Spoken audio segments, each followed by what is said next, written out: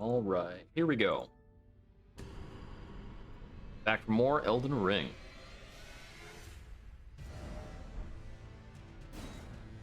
So before I get into today's session, I did have an actual shower thought or two, and I might try some things to kind of experiment. So I was thinking, why not try using fire-based curved swords for the run, and then I could be doing a fire strat and a bleed strat. Problem is, I've only got one curved sword with inherent bleed on it, which is the... Just a sec, my controller's not responding. Come on now. Okay, there we go.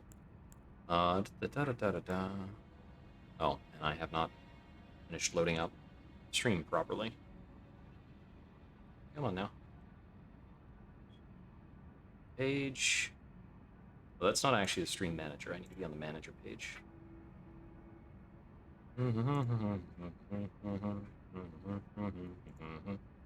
Yeah, da da da da da da da da. Okay, there we go. Okay, so over here, I've only got the one, which is the Scavenger's Curved Sword, that actually has Bloodlust on it by default. This only has Bloodlust because it's been enchanted. So, can I just get another Scavenger's Curved Sword? Where are they found?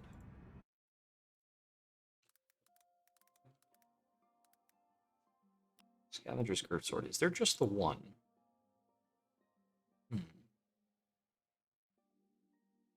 Found in Mount Gelmir on a corpse.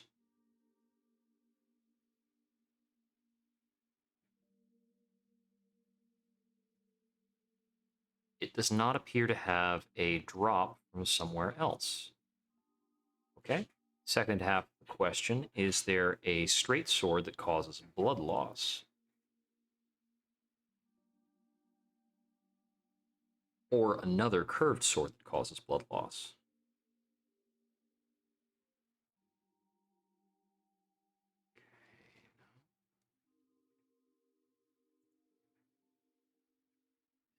It's Beastman's Falchion. Flying curved sword.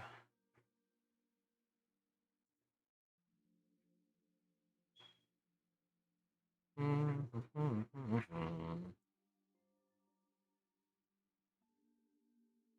No, no. It's the Shamshir. Chotel. King of Astal. Okay, that's a super weird one. Okay, so none of those have bleeding on them. And it looks like I can't get a double on the Scavenger's Curved Sword until I've looped the game. So, straight swords. Among straight swords... Let's see, what's the... I thought the Noble Slender Sword had a bleed on it, but maybe not. No, that's wrong. It just has very good scaling. I don't think there's a straight sword that causes bleed, necessarily.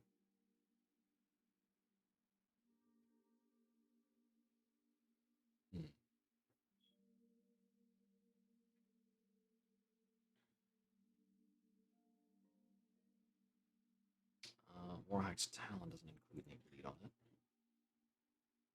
Okay, so looks like the best I can do in terms of that is if I just did the Scavengers plus Scimitar from the bleed setup, but I set both of these to fire. So let's see what we can do in terms of that.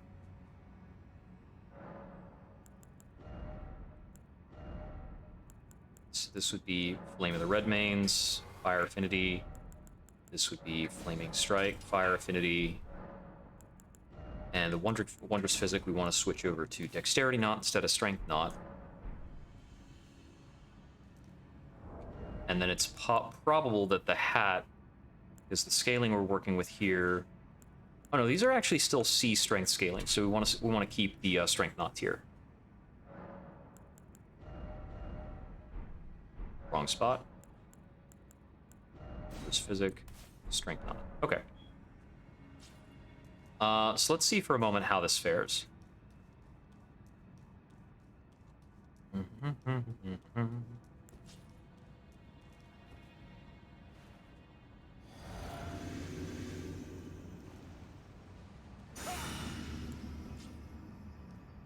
Alright, let's check the damage, see how this rolls.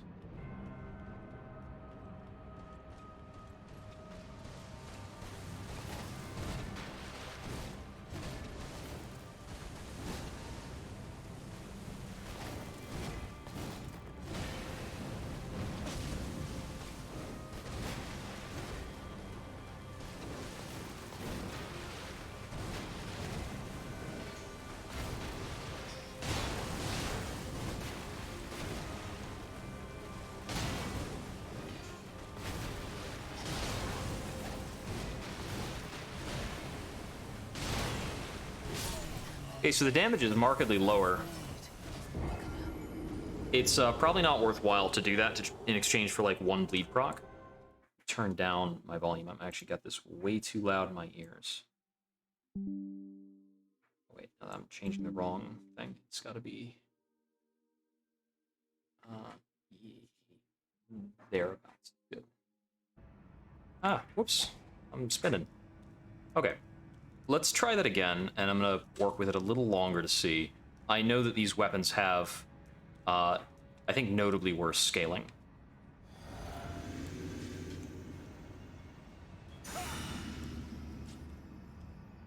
The attack pattern on them is also a little stranger, but I have the quadruple hit jump in thing, which is possibly pretty worthwhile if I can find out when to do it. Ah, that's an armored attack from her.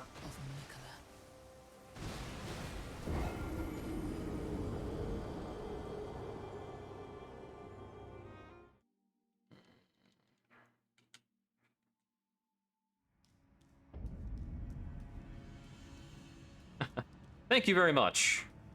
Well appreciated.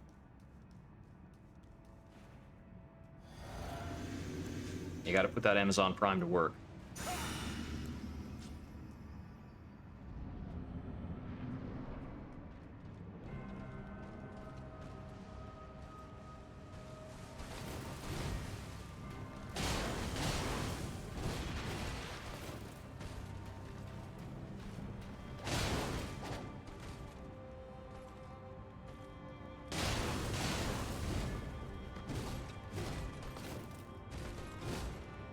Please let me out of this corner.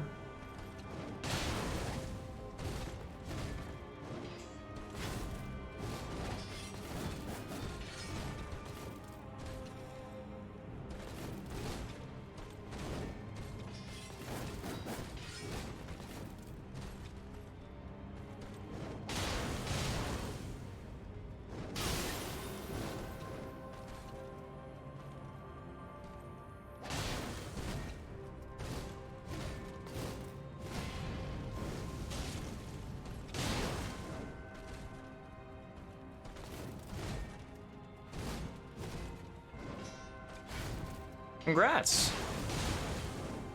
Yeah, he's definitely tough.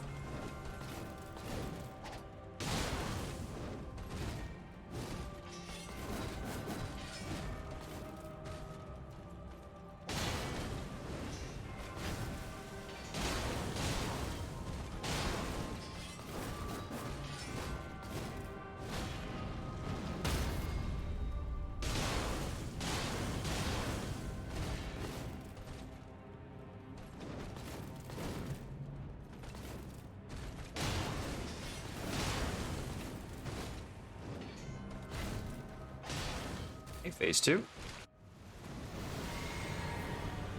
So I don't think I'm gaining much from using the 2 scimitars. I think I'm probably building less stun for 1.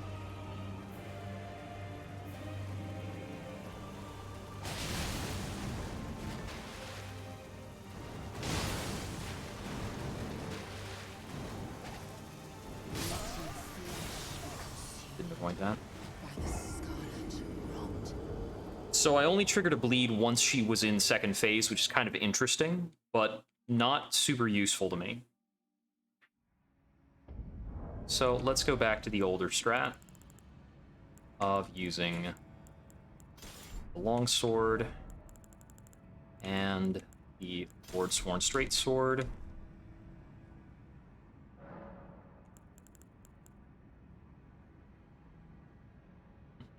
Nice, nice. Yeah, there's always that great feeling of accomplishment for finally breaking through.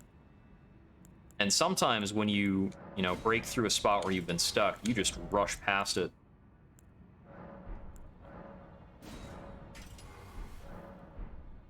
Okay, there we go. Swords in place.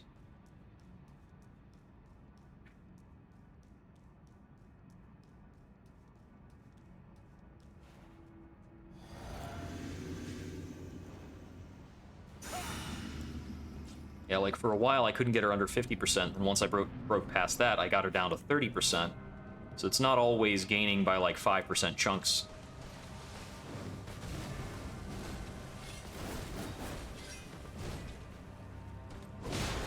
Yeah, I think it's the reach that's bothering me the most.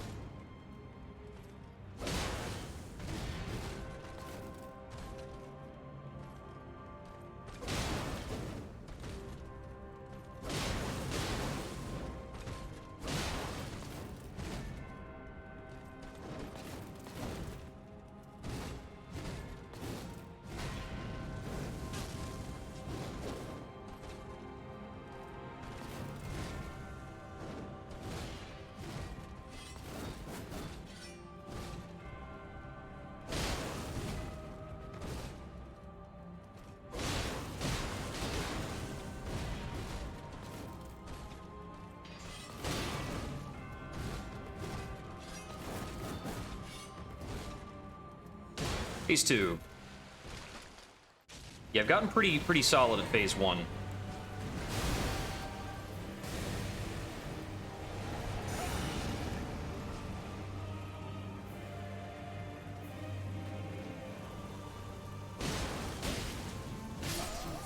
Wow, my back dodge didn't come out.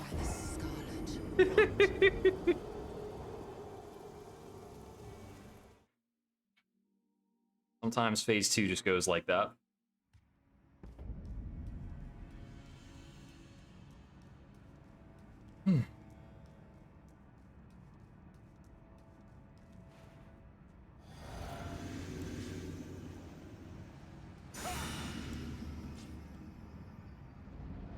That run, she gave me a very favorable Phase 1. She kind of stuck herself in a corner and I got to beat on her for a bit. It's pretty unusual.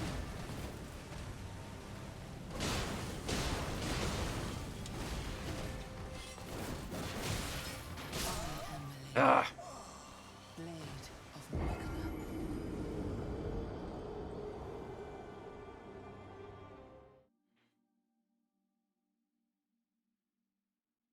Other times for Phase 1, she really likes to do this triple slash attack, and there's nothing I can say about it, which is a huge bummer.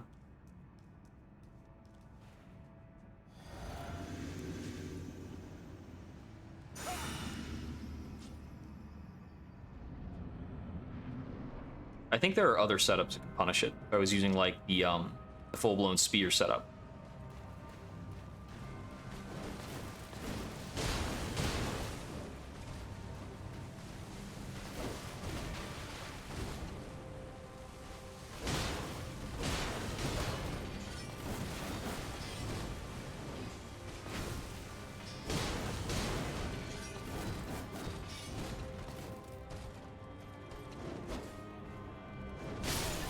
Not fast enough.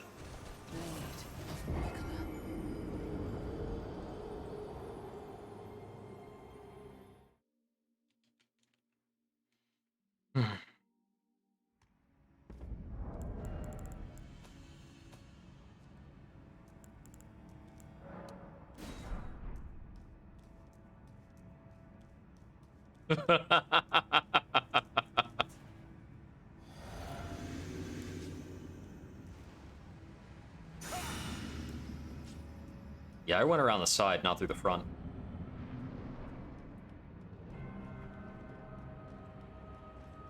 As Gostock will tell you, you'll be attacked by dogs.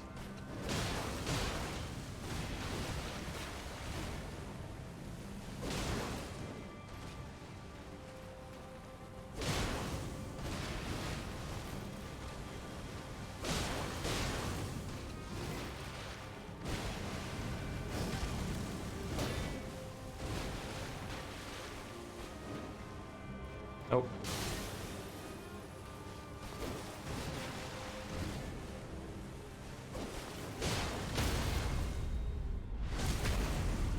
You have to parry her 3 times to get an actual critical, so no, it's really not, in my opinion.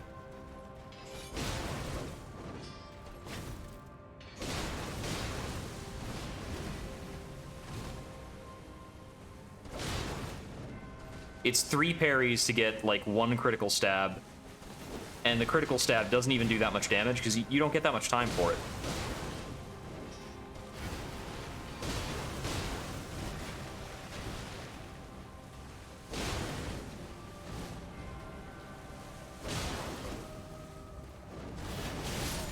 Yeah, I wasn't ready for that.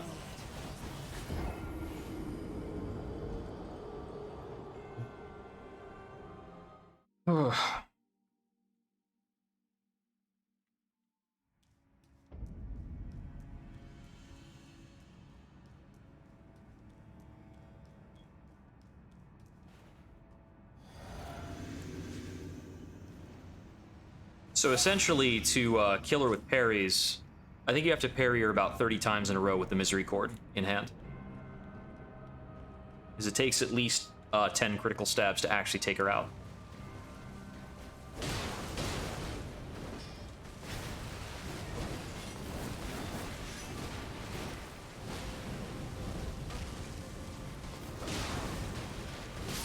Ah, I was too close.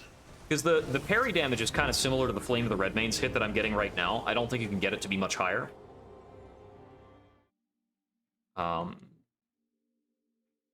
Maybe with certain other options. No, it's absolutely not. Because even if you super block, she's still going to, like, do damage through that, and then you have to deal with the fact that you're damaged. So you can only get away with doing that once during the entire fight. Because the second time, she'll just kill you. Trying to heal in the fight's a super crapshoot. I would have to choose to not dual wield, so I'd be doing less damage throughout the fight itself.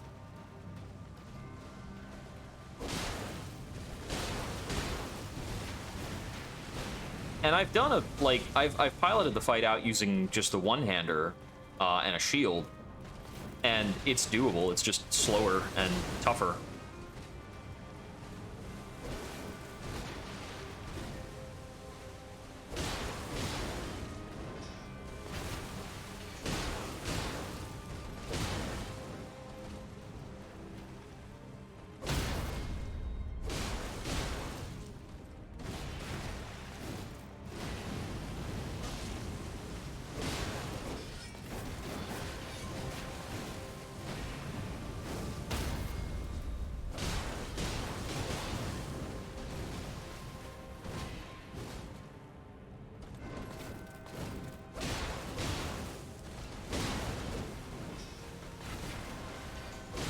Any change I make that slows down the kill means that she's more likely to use Waterfowl Dance twice in the first phase.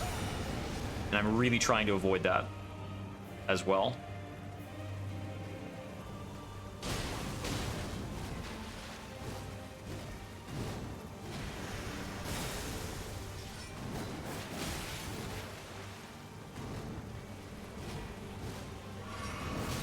Dang it. I knew I couldn't get away. I thought I couldn't get away with that, but I was, like, at a loss for when to actually try and do that.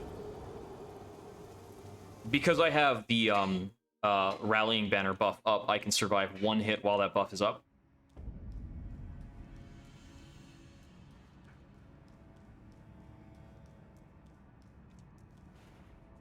But Yeah, I can't afford to mess up the dodge and the triple slash.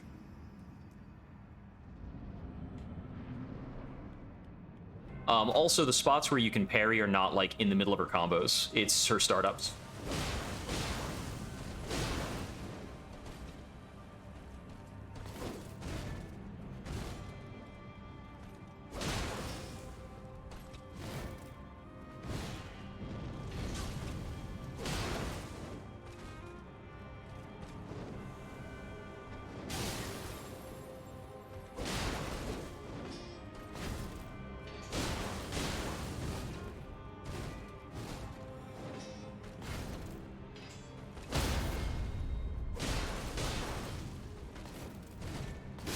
Oh, I thought I was far away enough for her to cancel that attack.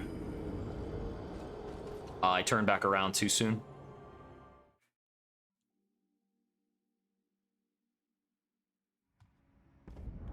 There is one parry strat that is a bit more useful. If you have golden parry from the specific shield that provides that, you can parry her while standing further back. And that can be an easier way of getting the parry strat to come through. You still have to land, like, 30 parries, though. As opposed to, like, Gwyn at the final end bit of Dark Souls 1. Yeah, they're mad about Gwyn from Dark Souls 1. Because that fight, at level 1 character, you can parry that boss twice and kill him.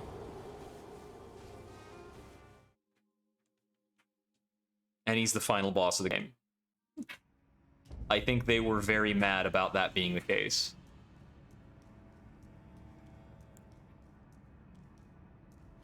Yeah, so in... what's it called? In Elden Ring, parrying does not guarantee a critical. It just gives the enemy a ton of stagger. Which often means that you'll critical them if it's like a basic guy. But bosses, eh. Margit, for instance, you have to parry twice if you want to get credit for it. Yep.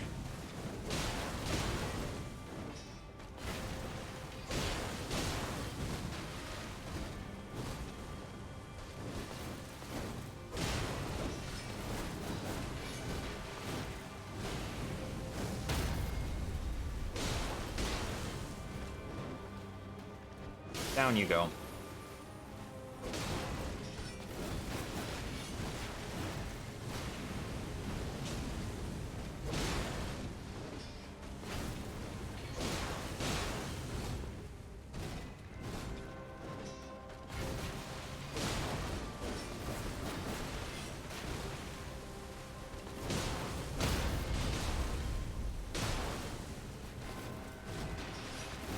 I hit the wrong button.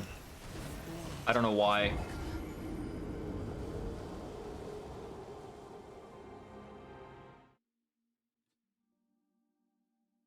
I was pressing the right direction, too. I just hit, like... I just went randomly to the other side of the controller.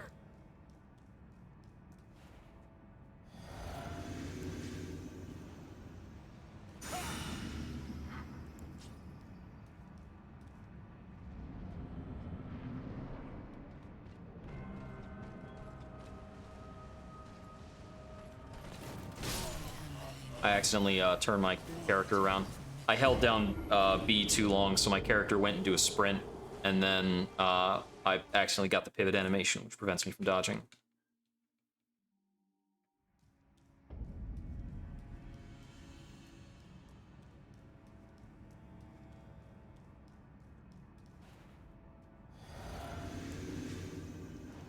I don't know who made the decision that you can't dodge from pivot.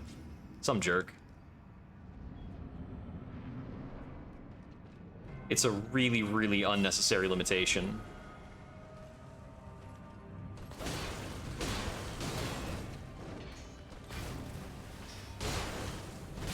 Probably the same guy who gave this gal parry frames. She does not need frames where she parries you.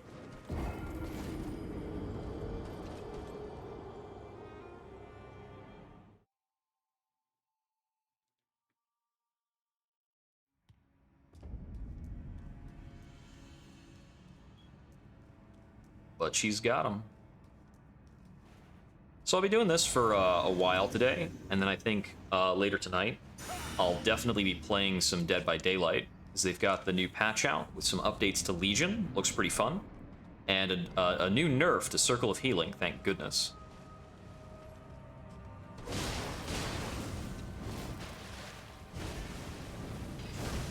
Through her parry frames? No.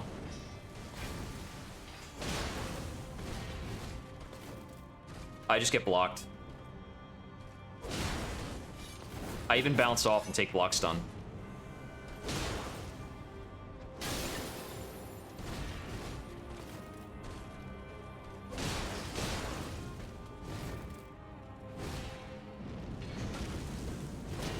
That's it. That's what it is right there. So, like, if you didn't catch it, rewind the tape. And anytime it happens as part of her backstep, and it puts me in a really, really nasty circumstance. It's not certain death, because she won't use a move from it faster than I can respond. Yeah, yeah.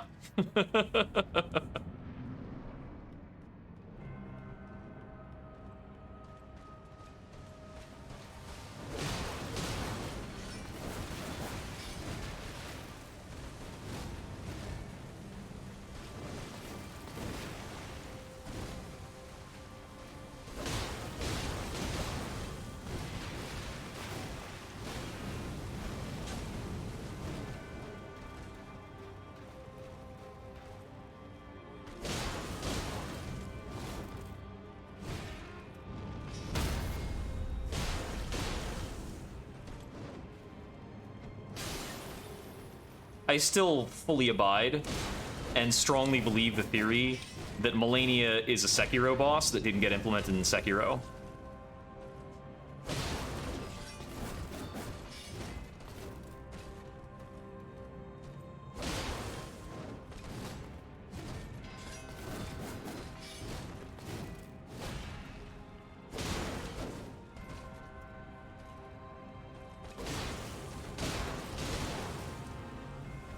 No. Ah!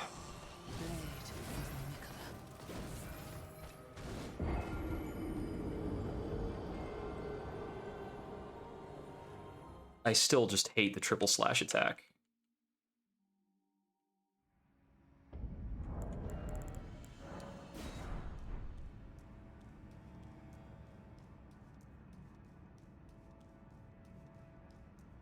Hmm.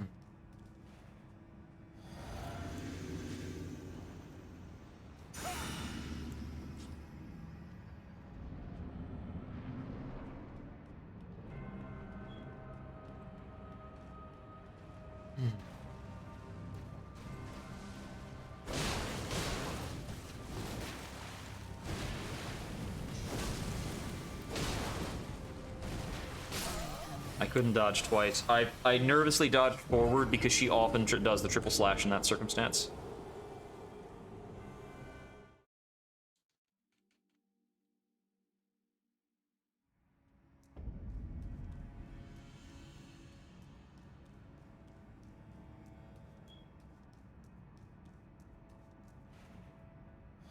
Yep. Yeah, she parries you with her face. It does not necessarily, like, I've seen her animate a parry, but she's not strictly required to animate that parry. Like, she just does whatever she wants.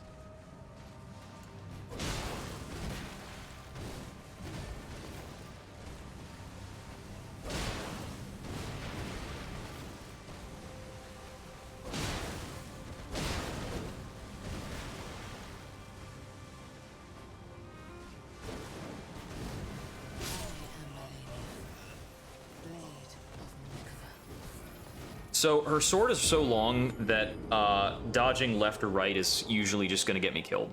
I have to dodge backwards on everything except for the triple slash, which has to be forward and diagonal. If you dodge forward, you dodge into her legs and get killed.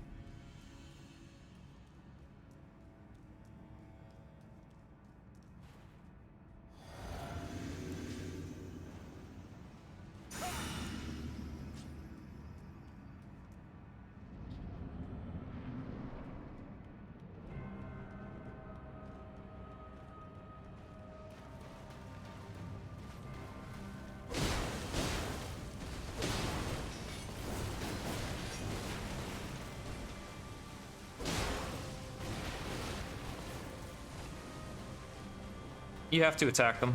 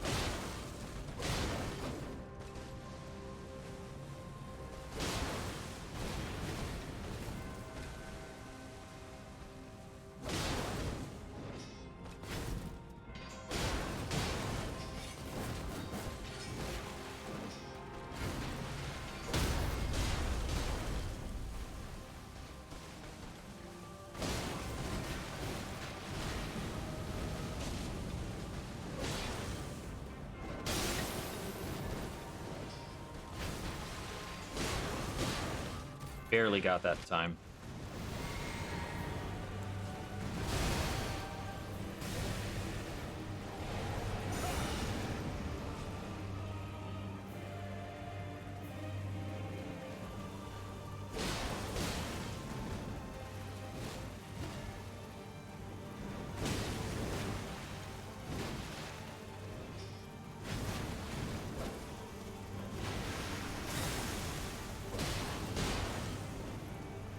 That's waterfowl.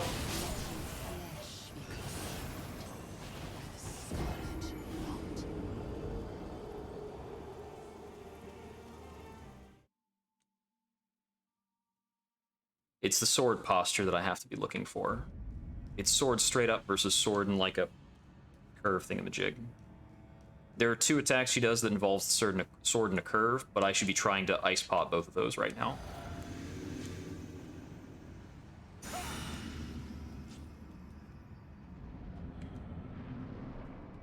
The first one I correctly avoided was not the waterfowl.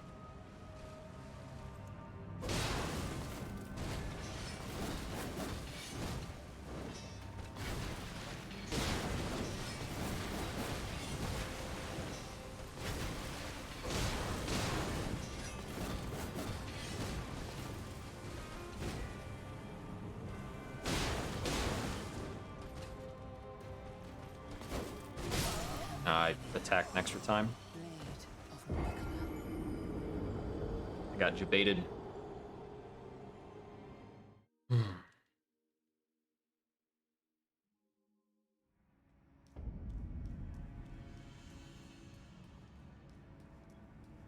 I really wonder how many times Let Me Solo Her practice this boss. Oh, well, honestly, he's like a level 100 character, so whichever. He could make a build that doesn't die in one hit, even if naked.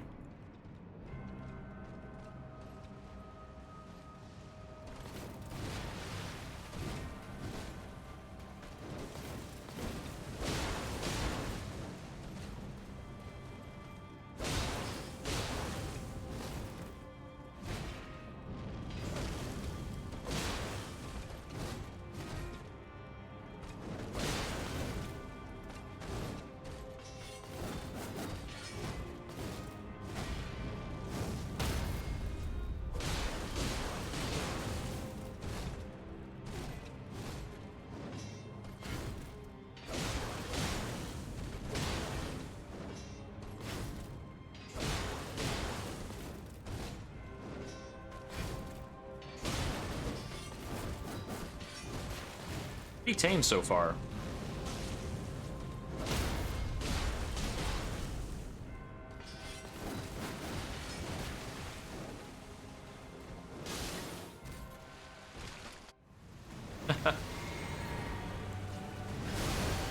Yup.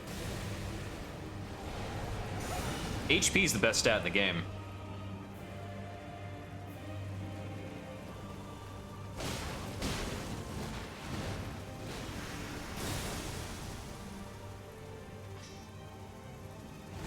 That was too early, by far.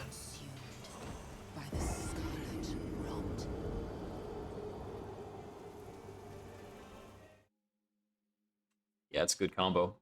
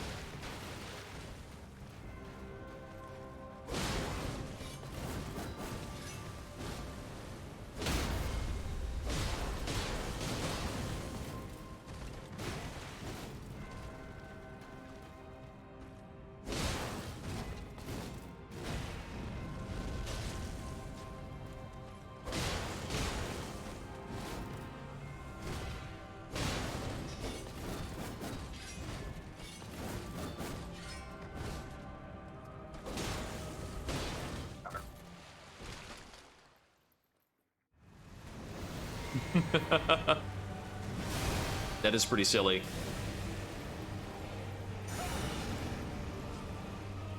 Oh, do you get the bleed proc and the frost proc with that? That's nasty.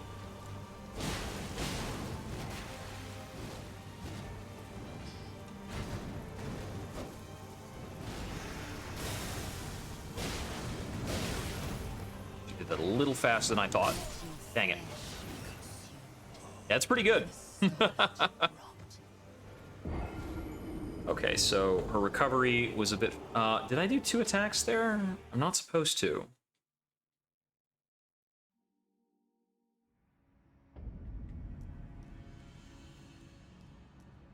Oh, right, because there's fire damage on Blood Flame. So the Frost proc happens and it is removed immediately. That's good.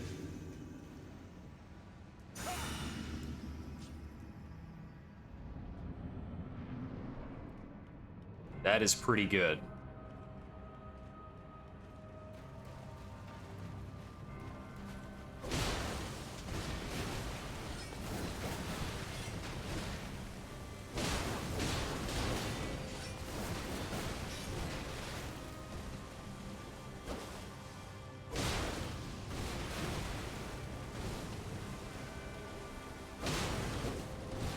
That'll kill me.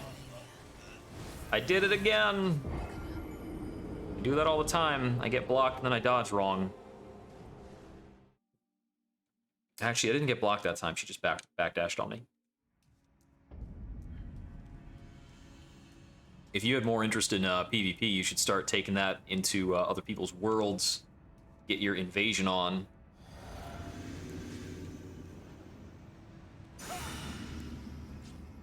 Get a clip reel going.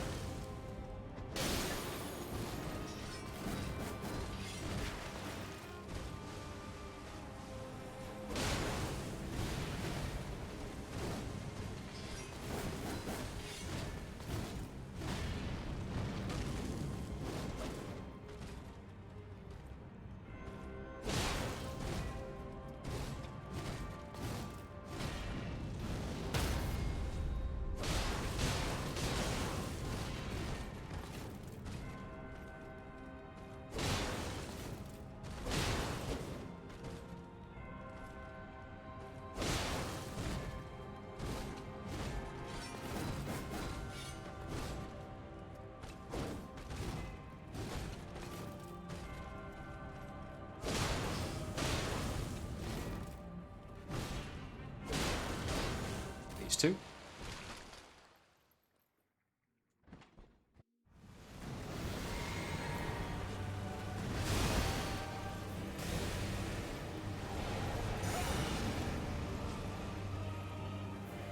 Oof.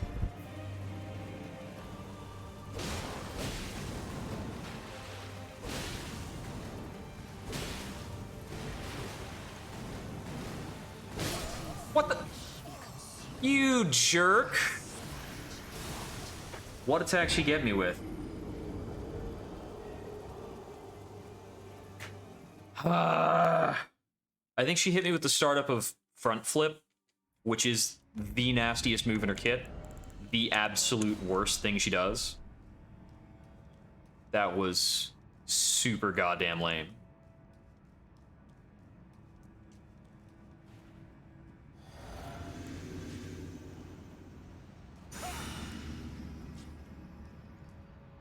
I actually want to make sure I set a marker for that one. There we go. Marker set.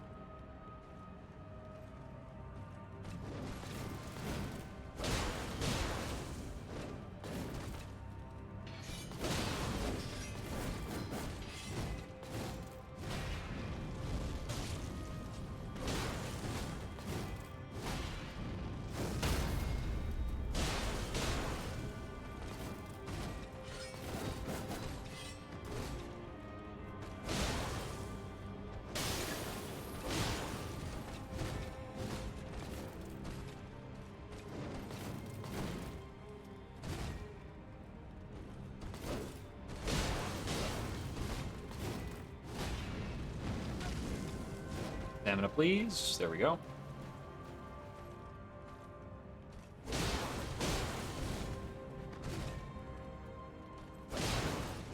Yeah, yeah.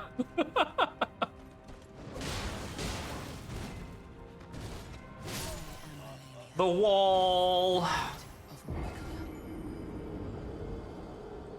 Yeah, that's some shareable stuff.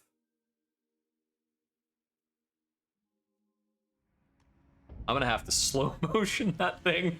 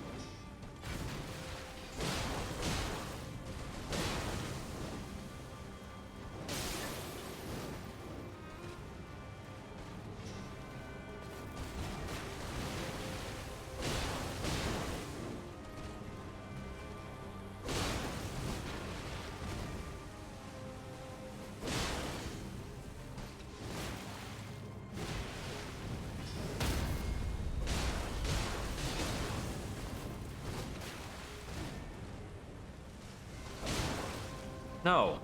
Cut it out.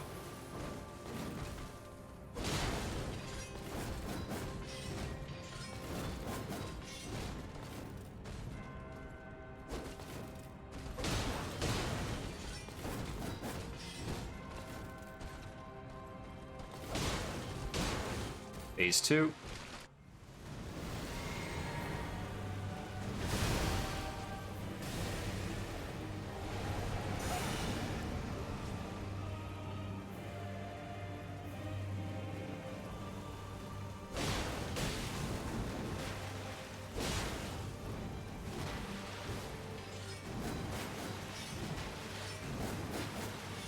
Woo!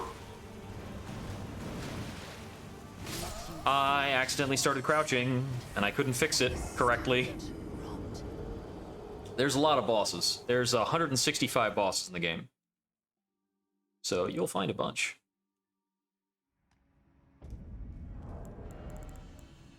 I ran out of Rhyme Crystal Buds. Blech.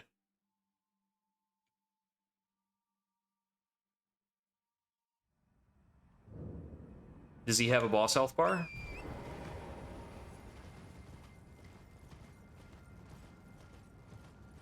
Also, is his name Godric the Grafted? Be the other dead giveaway.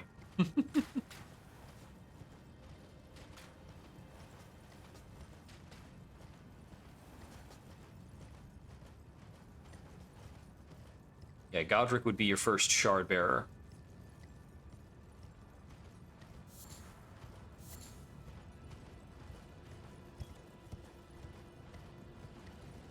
Yeah, that's the other one I was thinking. Yeah, if it doesn't have a health bar, it's not a full-blown boss, not even a mini-boss. But there are some substantial enemies that are pretty large, and sometimes they have cool drops. You can go back and fight that first critter, too. He drops, like a paired longsword thingamajig.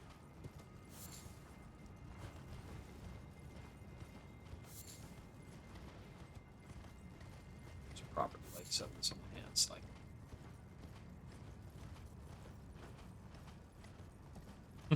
Oh, there's no such thing as too low gear. He can be tough, though. He's easier to fight than Morgott. Or Margit. He's easier to fight than Margit, generally speaking.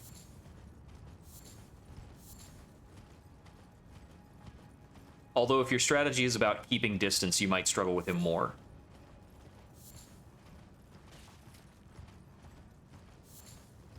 I think he sometimes turns out tougher for mages, depending on playstyle. Because the second phase attacks, when he does a thing, can be difficult to avoid. If you have, like, mid-range magic going on. I don't know, maybe it's not that big a deal. I've never tried that strat, so I'm just imagining. I think everybody I've talked to has said Mar gets tougher.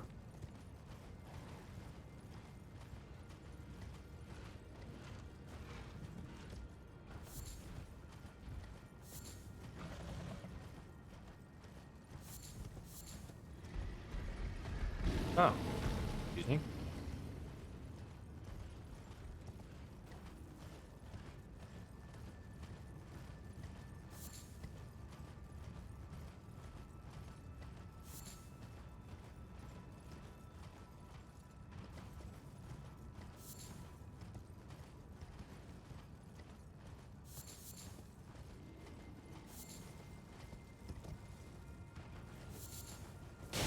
Ah, oh no.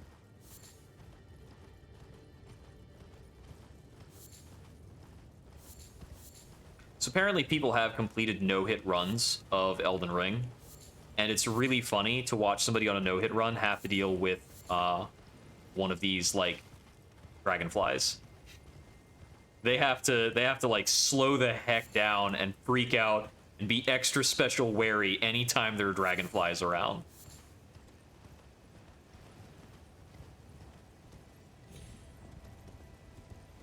Okay, I think that's all of them I can get around here, more or less.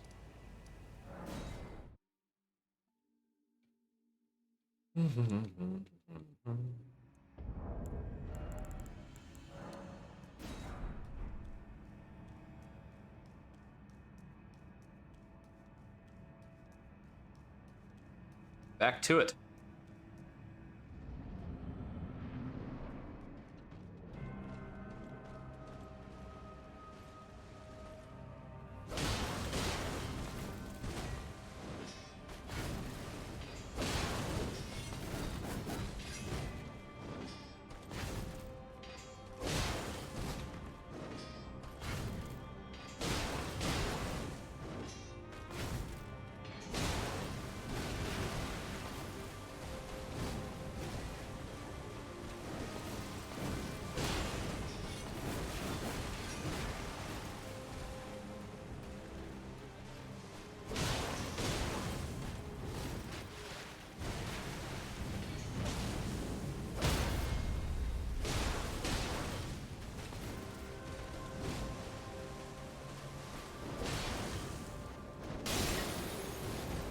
Whew.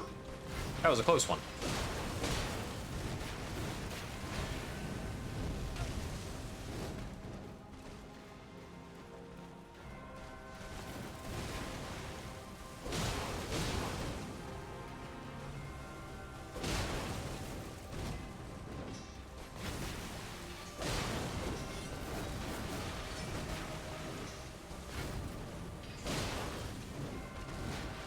Oh, I could have taken 2 attacks that time.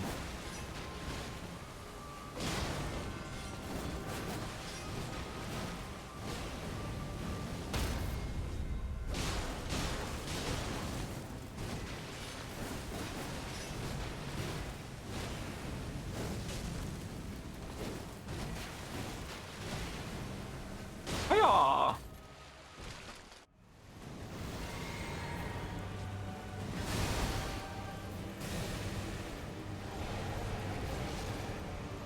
Oh, what? Oh, dang it. I forgot to drink at the start.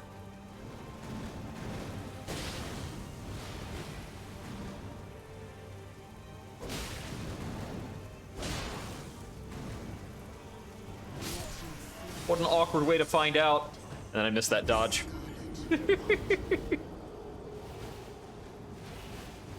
Yeah, so I can only give myself the buff from the standard if I have the strength to use it. And I'm getting that strength from the strength knot tier in my mixed physic right now. There we go. Which also means I was fighting her at 10 lower strength and without the rally buff for first phase, because I completely forgot to apply those.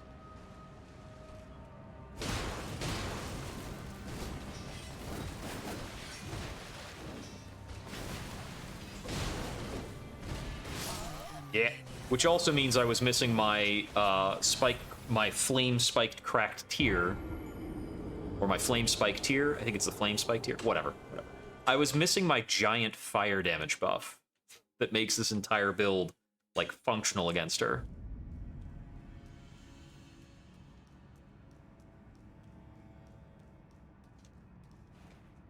So that's pretty funny.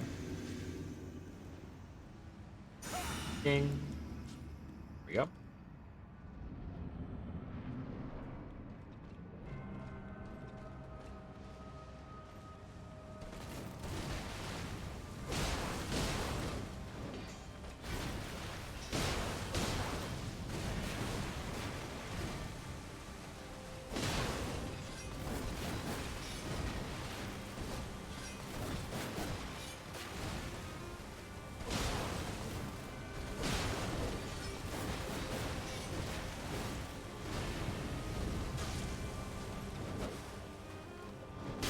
Just in time.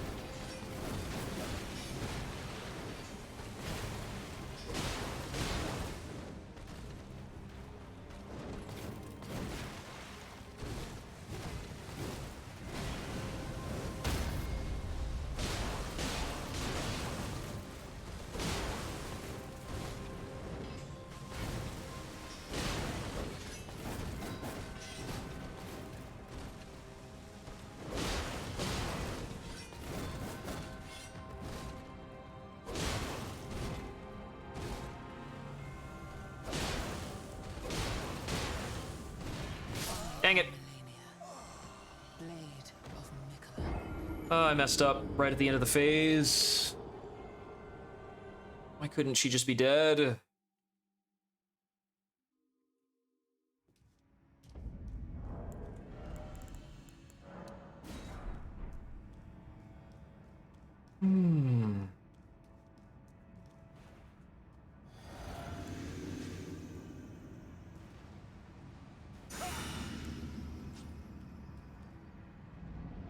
It's technically even more damage if I apply the banner and then unequip it entirely, I think.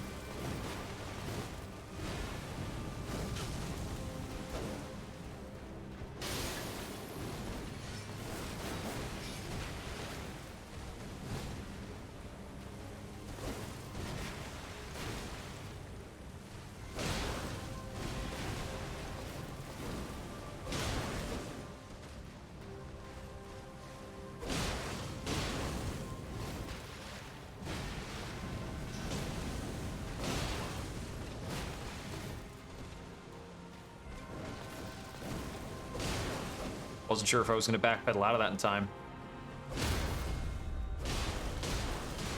There we go.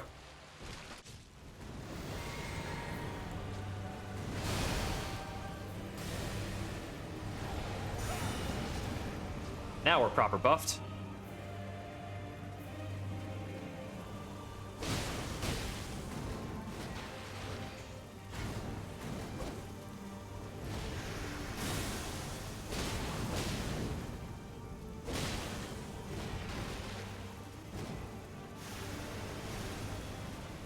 One, two, three, four. Dang it. By the scarlet rot. Okay, I think I know which part to look for now. I still haven't successfully dodged that attack ever.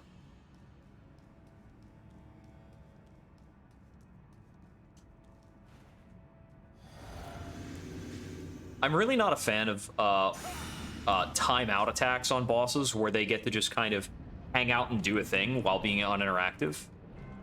That was my biggest problem with Placidusix. Yup, 4 ghosts.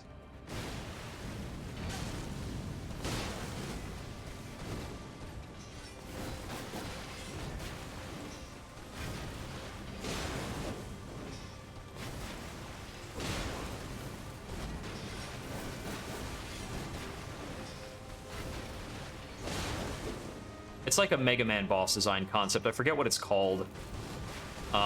There's a lot of Mega Man bosses that have, like, a point in their health bar where they just go like, okay, screw you, I'm invulnerable for a while, deal with this attack until I'm ready to go back to the fight.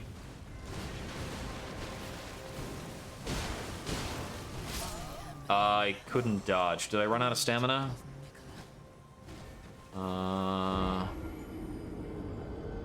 Yeah, I ran out of stamina. Dang it.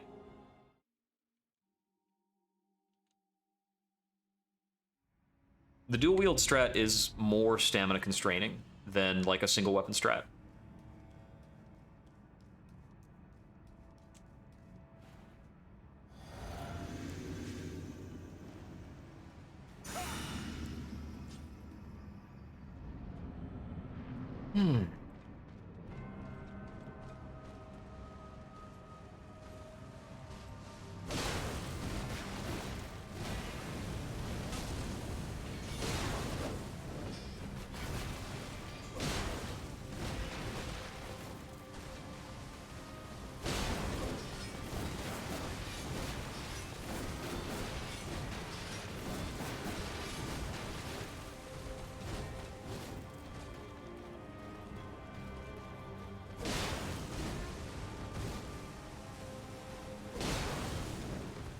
I'm gonna die. Yeah, there's no way I can come out of a roll and still throw the bomb in time. I thought she was gonna do something else. Like a standing slash.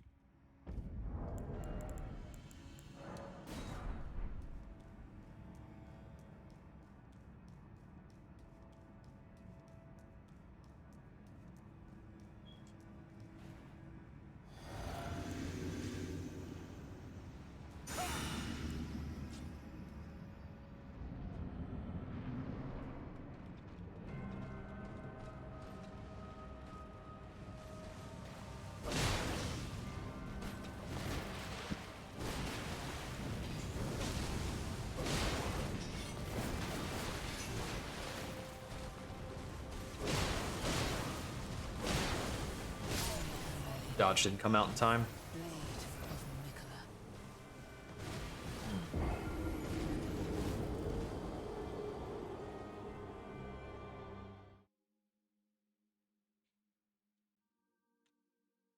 Water demon. Are you talking about the tree spirit?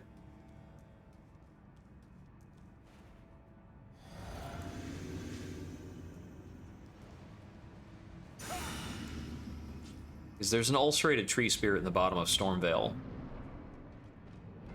You don't get too much for killing it, but you do get a golden seed, if I remember right.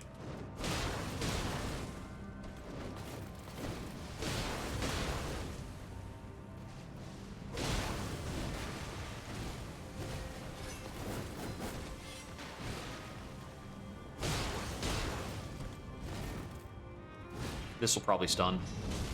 No? Okay.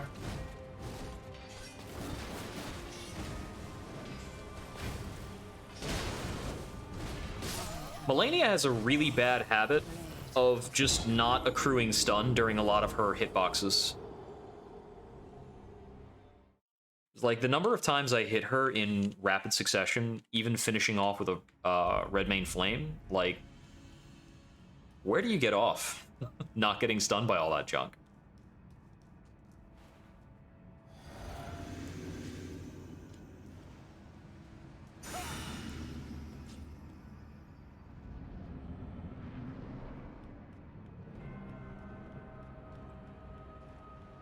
Yep, that guy is a somewhat of a recurring enemy. Shows up at a mini-boss in a lot of places. I didn't cancel. I didn't get into my new attack fast enough.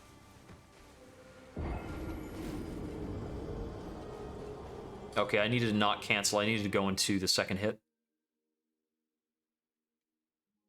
If I'm in the second hit, I need to cancel. But if I'm on the first hit, I need to go into the second hit. The second hit comes out pretty fast. The third attack comes out slow and doesn't correct direction a lot of the time. With a lot of damage. I think fire is fairly effective against them.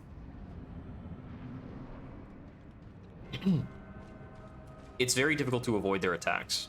They're kind of an annoying attack pattern.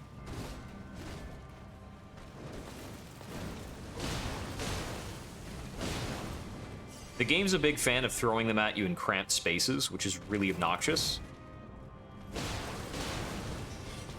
Especially for that spot in Stormvale, he just takes up the whole place.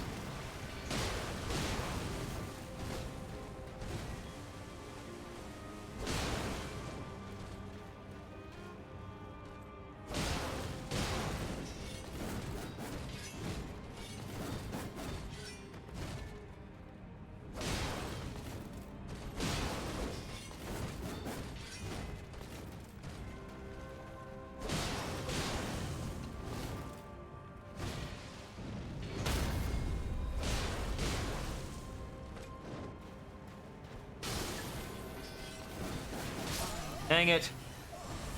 Blade of Wickham. Well, at least somebody appraised my message. How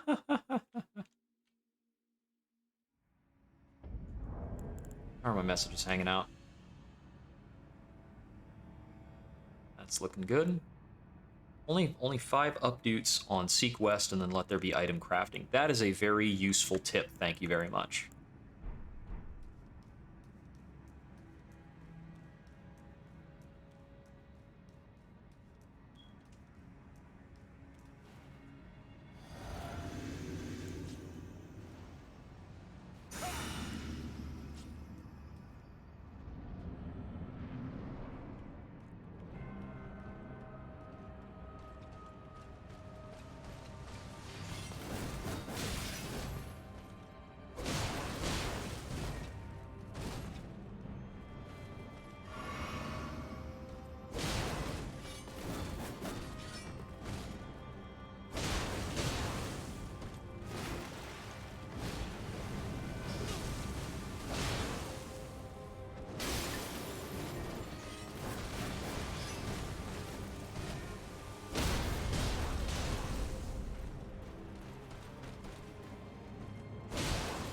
I don't know why I moved in right then, and the fact that that panned out is, like, terrifying.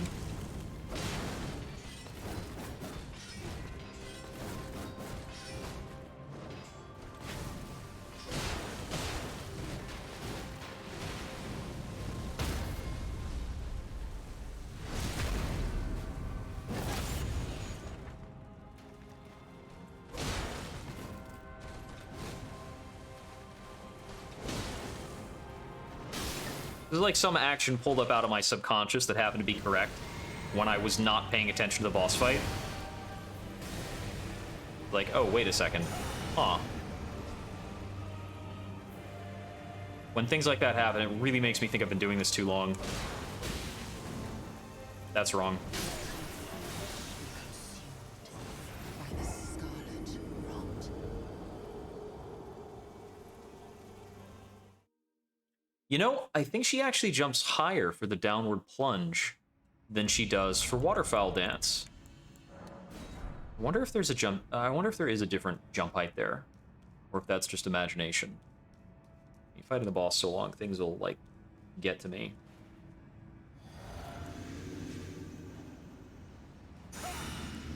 The old noggin's gonna settle on some weird ideas and cleave to them out of a desperate hope at some point we'll get this gal killed.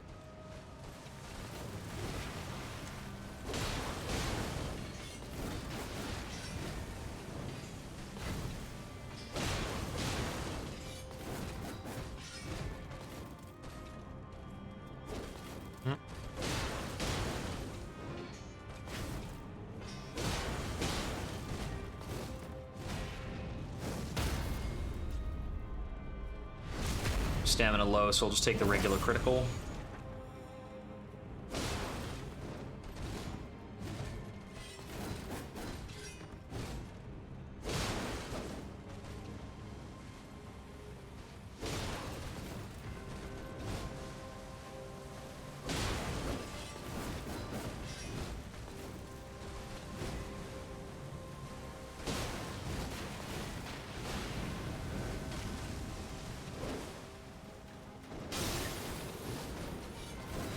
Be good.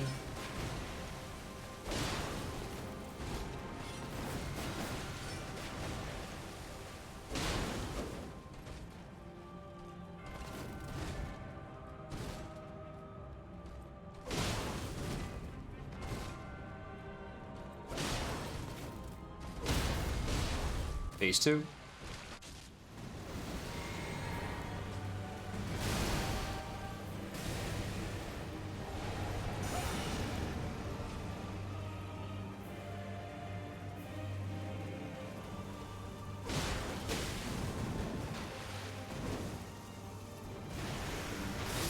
I got tied up on her, and so I got hit by that.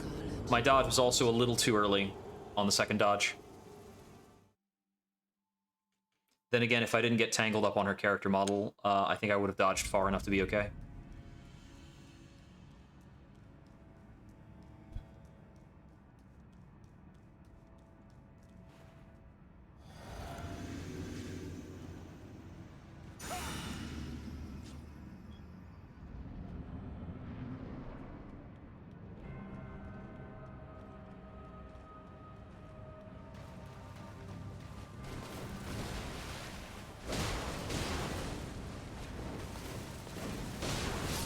Oh, okay. She doesn't do that very often. Did she actually just poise through me on that? Okay, she didn't. She chose not to take hit stun so that she could do that. Because she shouldn't have armor on that attack.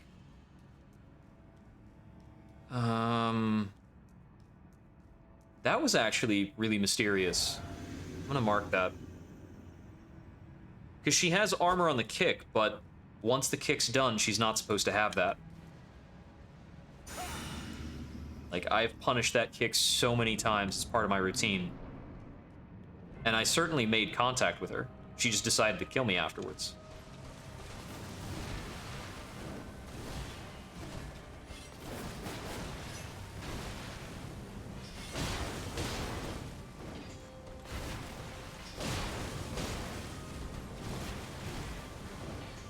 Pretty much. Malenia's got a better gaming chair than I do.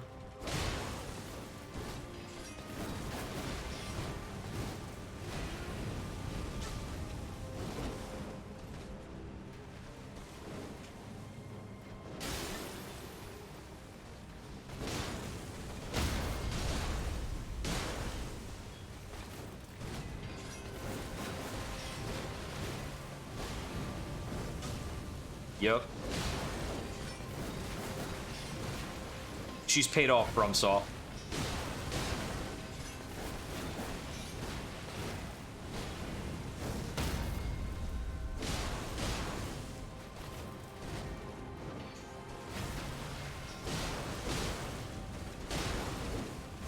Oh, that was too many attacks.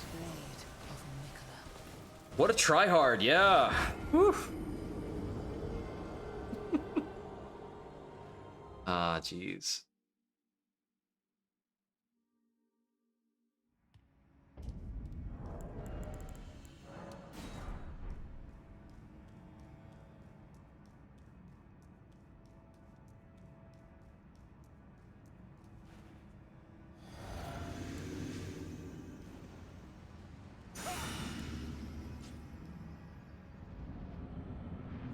Orphan of Kos had some hitboxes that were like that, but he didn't have timings that were like that.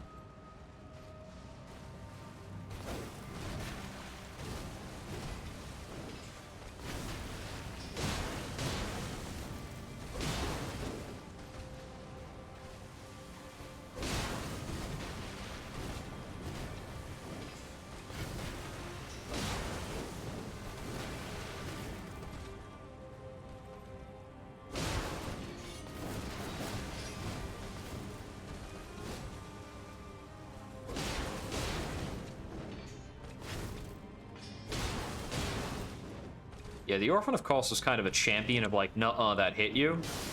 And I'm like, give me a friggin' break.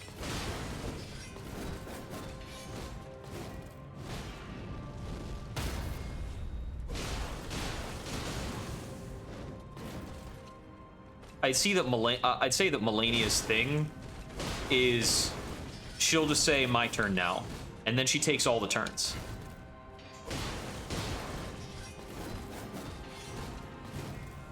It's very, like, on theme for Bloodborne. I mean, not Bloodborne. Elden Ring.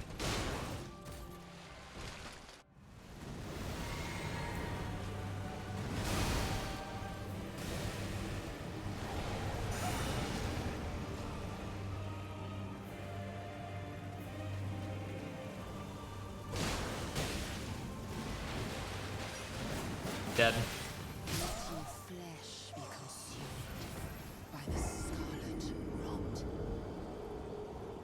rot.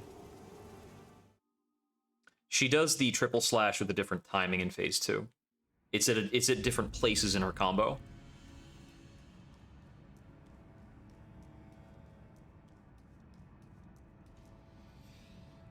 That's a good point. Oh.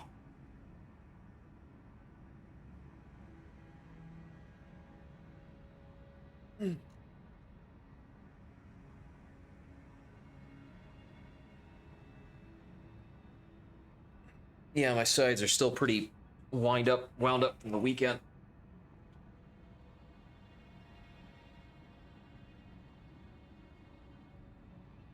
Ugh.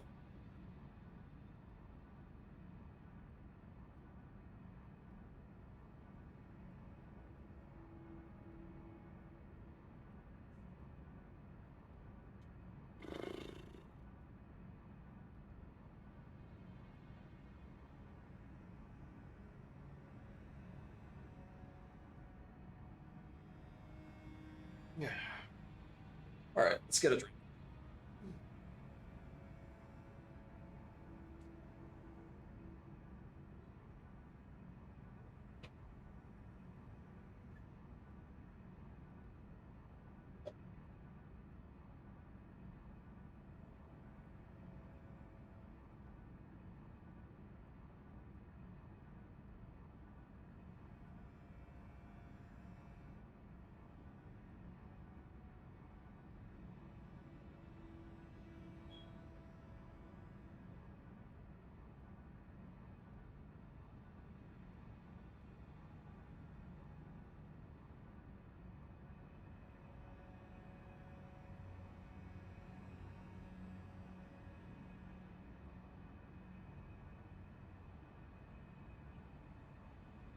Yeah.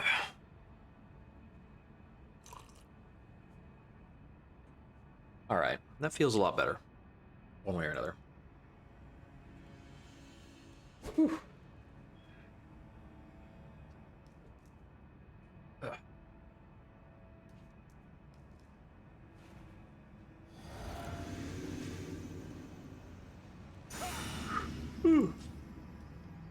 Ugh. Let's go back at her.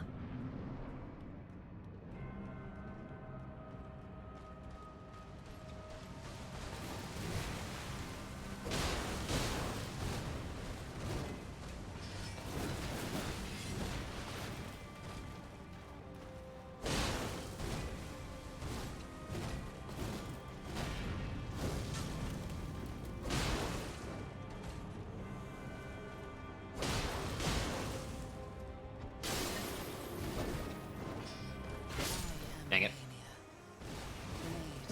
I pressed B early, and then I did not let off it and repress it correctly.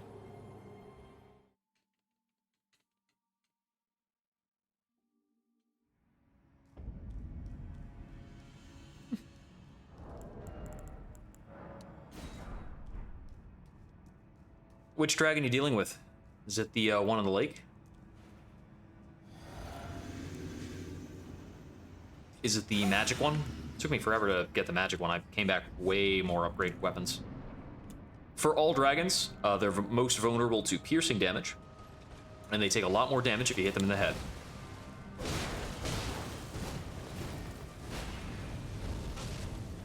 Near the rats.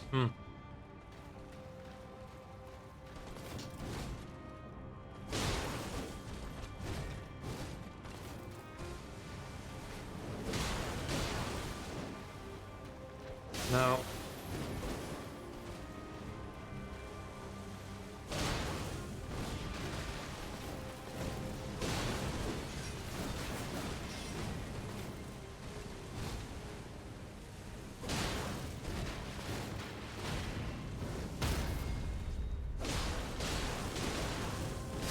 Ah, I went too hard.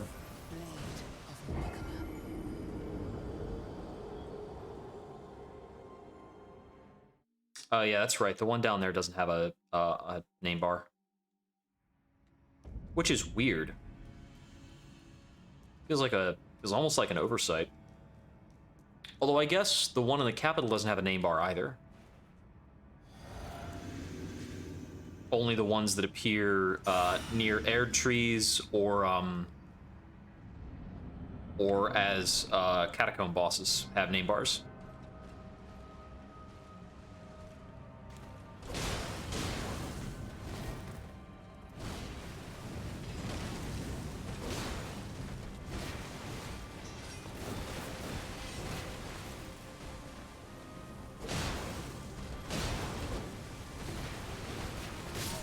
Dang it. Wrong dodge. Of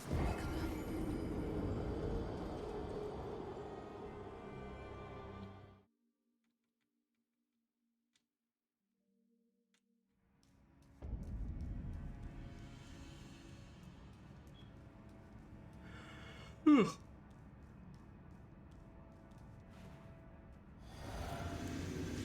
I know I was rocking a very upgraded weapon by the time I actually did my run on Stormveil. I think maybe like a +7.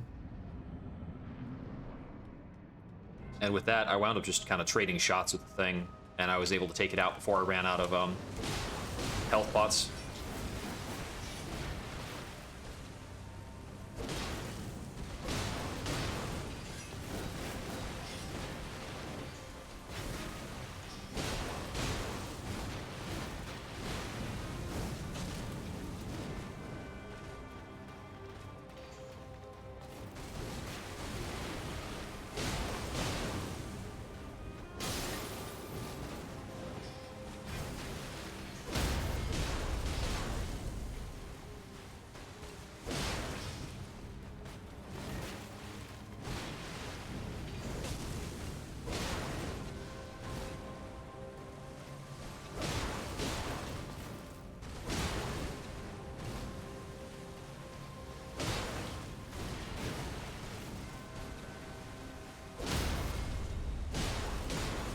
Phase 2. Fight!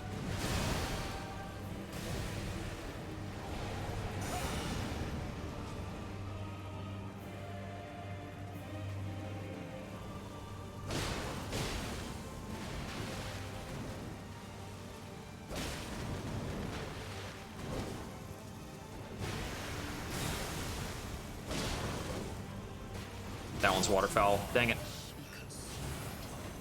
Scarlet rot.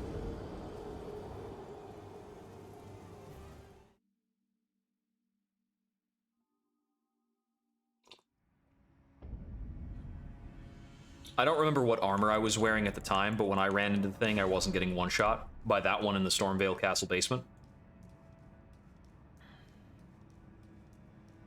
And I didn't figure out what damage type it was doing.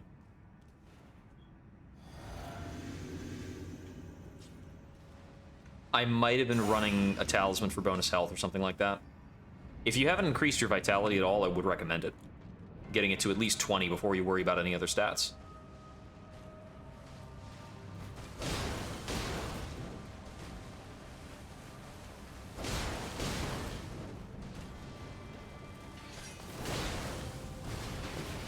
I was wondering how many times she was going to let me walk up an L1.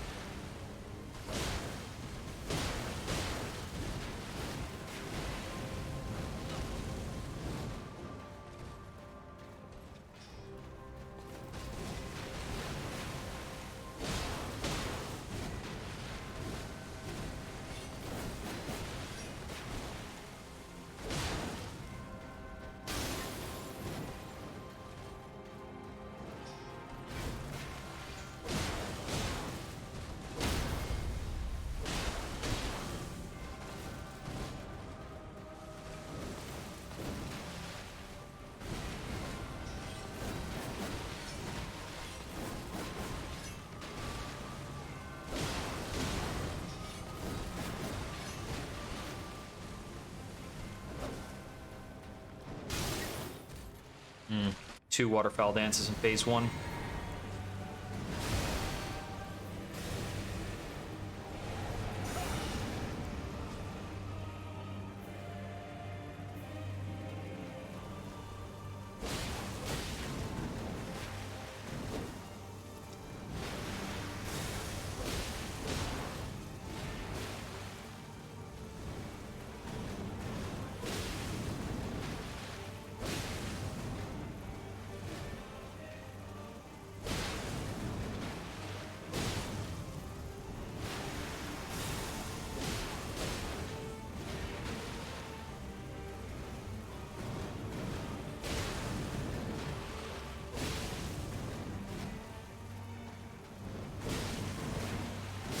Dang it!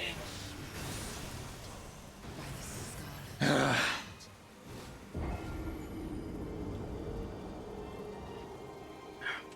Front flip sucks, man. That's the absolute nastiest attack in her entire kit.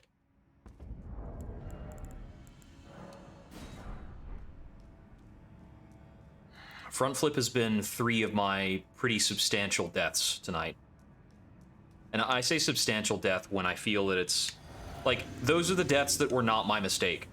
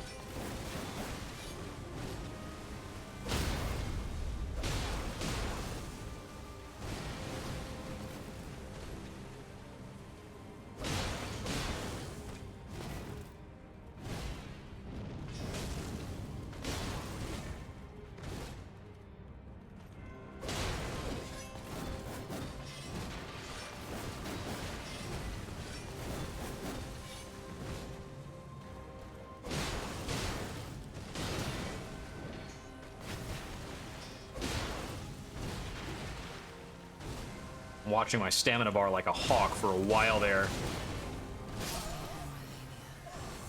Blade of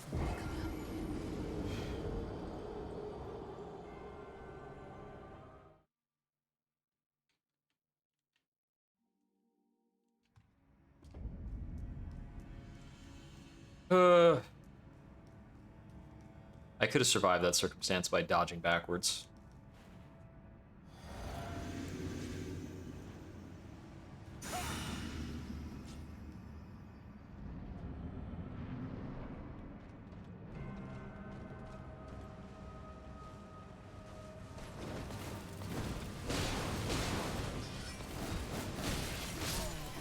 Whatever. Blade of Nicola.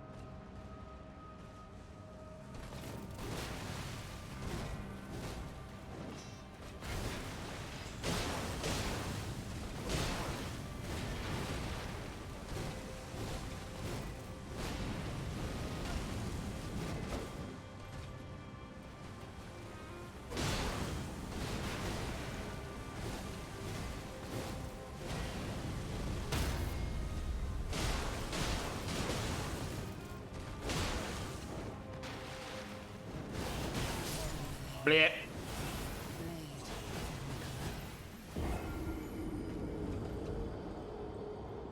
After the back dodge, I was dead. There's no way for me to recover from that positioning in that case.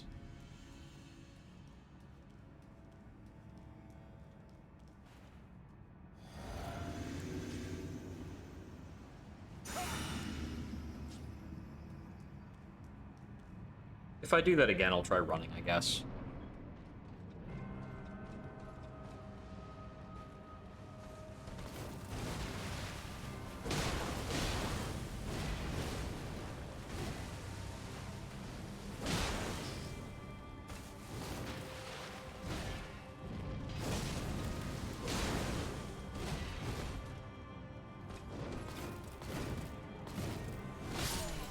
I was too close, I guess. Blade of Morgana.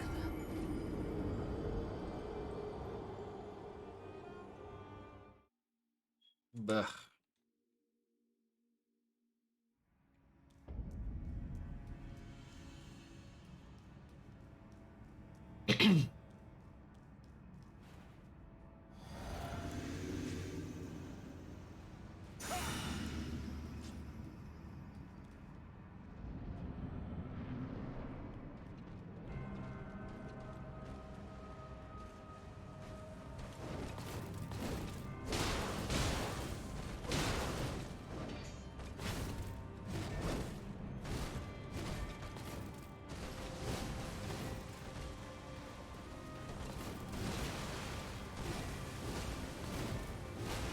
Yeah, just let me know when I can play.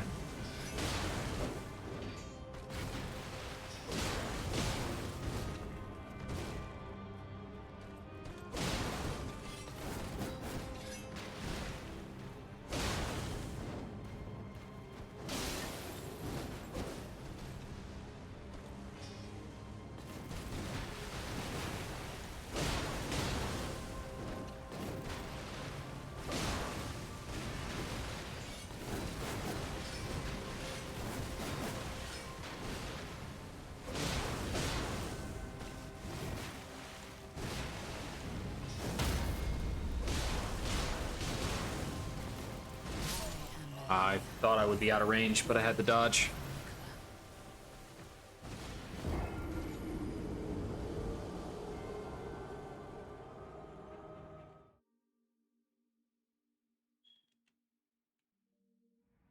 You know, I wonder, what if I did the, what if I did the double seppuku strat with long swords?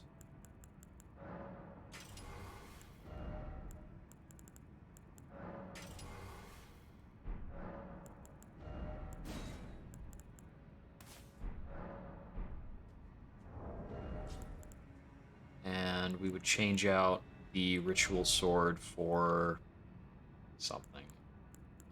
Feather branch sword?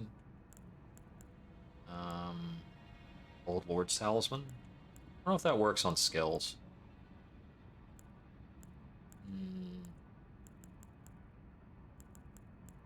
No, none of that works.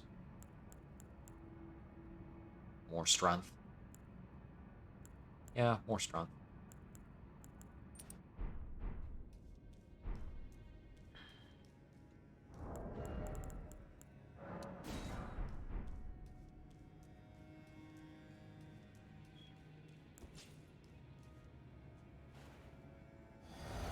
It's this rallying standard, swap, dual wield left, seppuku.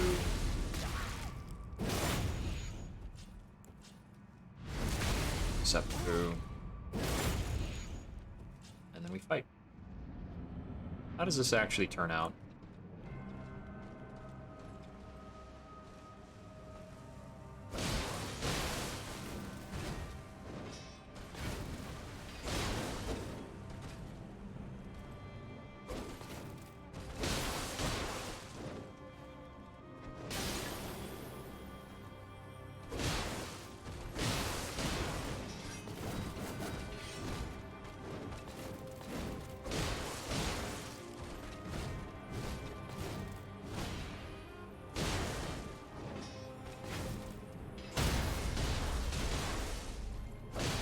Phase 2.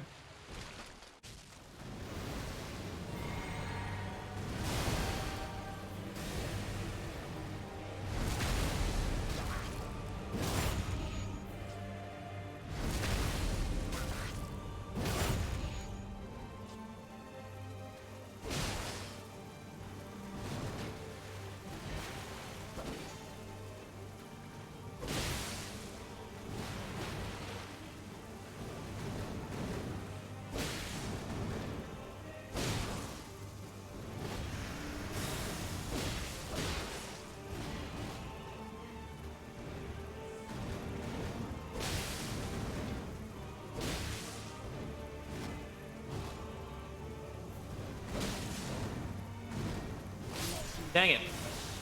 That was way faster and way closer. So we're gonna try that again. Like, that was disgustingly effective.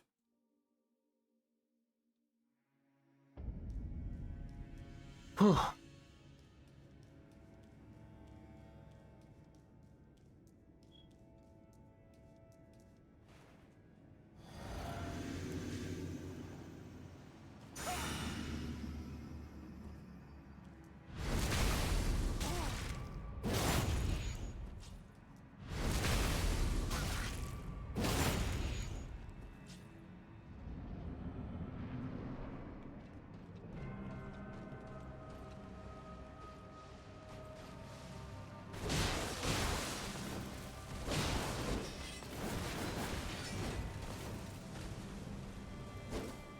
Whoops. Blade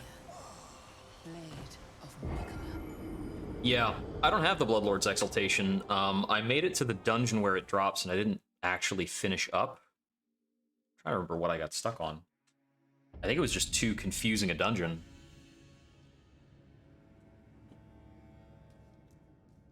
I was like looking for the switch or something important to kill. There's a bunch of Omen guys. I couldn't figure out how to get the door open. But this strategy is so much better. I might go back and grab it.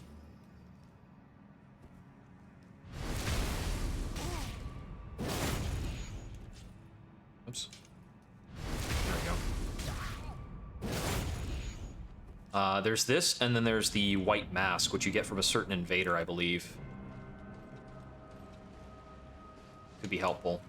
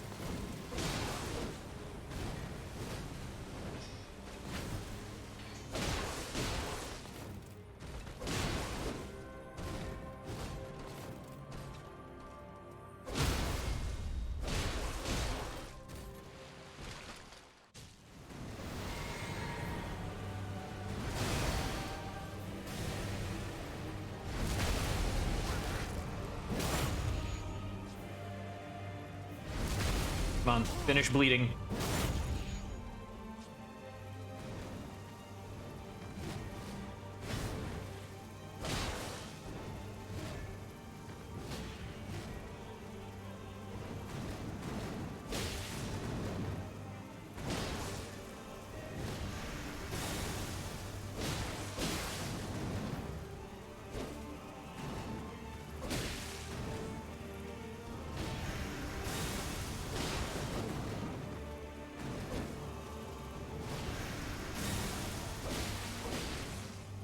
That's waterfowl dance.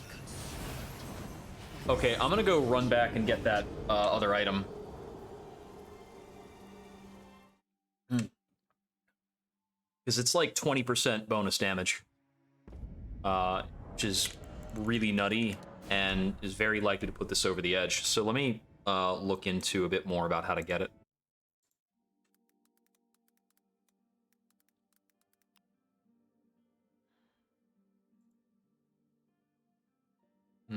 Landell Catacombs.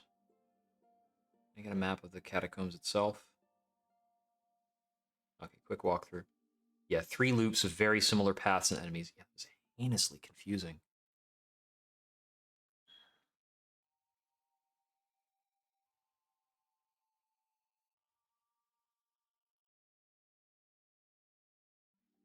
Okay, okay. So it's walk the loop 3 times and at the end go up.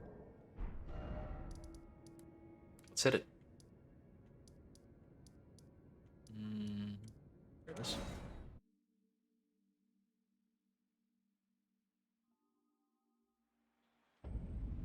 Eats poison stacks for a chunk of HP. Huh. Poison moth flight. Okay. Interesting.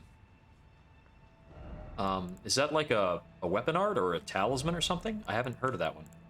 Maybe an incantation. I've got this, what's it called? Not the Sacred Charm. Oh, this isn't doing anything with my current build, so I was just using that for no reason. I have the Lord of Rot's Exaltation. Somewhere around here. There it is. Poisoning a rot increases attack power. Huh, interesting. This is an Ash of War. Alright, while I'm wandering around here, we're going to be using the Battle Axe and the Ritual Sword Talisman. And might as well still run around naked. Actually, if I wear clothing, the stuff around here doesn't one-shot me. So we'll go ahead and use leather armor.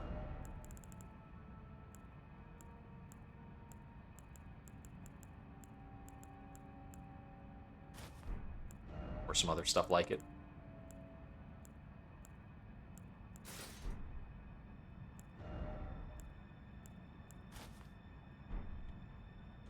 It doesn't match very well. Where's the, how do you just... There we go.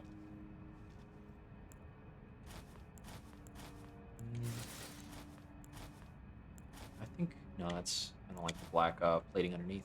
That's pretty good.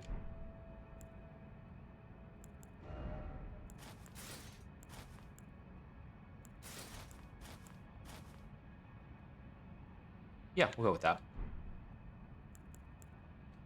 And now that we're wearing something, we want to switch this off. We'll just use Ritual Sword, Ritual Shield. This is a fine walking around build.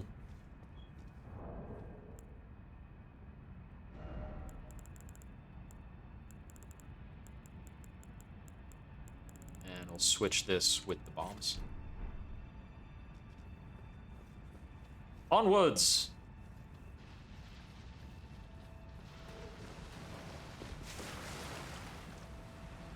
So I got confused when I was here before, and it kept looping me around to something that looked the same. I didn't realize it was just do 3 loops, and you're good.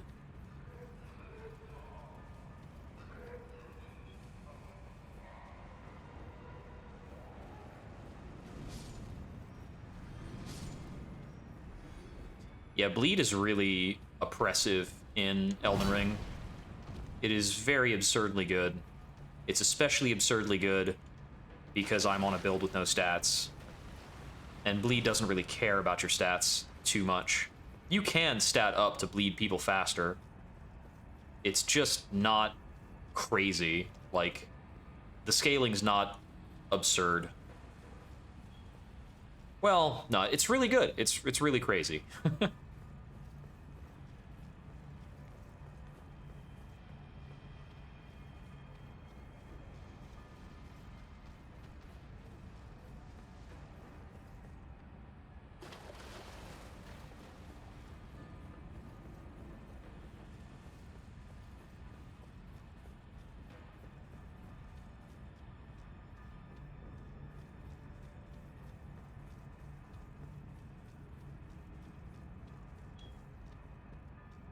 Okay, is it another layer down? No, because this is where it just starts to loop back to itself, right?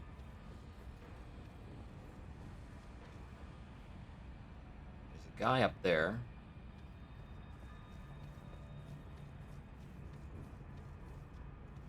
Yeah, yeah. That is pretty interesting.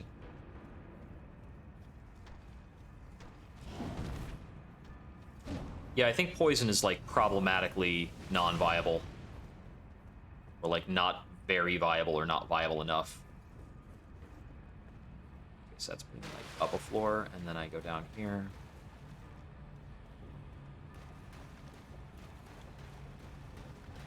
Somewhere around here there's a way out. Yeah.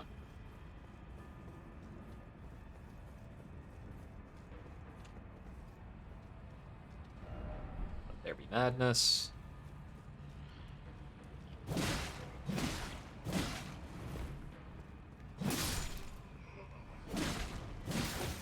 Oh, come on. Ugh. This dungeon sucks. It's not even anything in that room. Just trying to look around.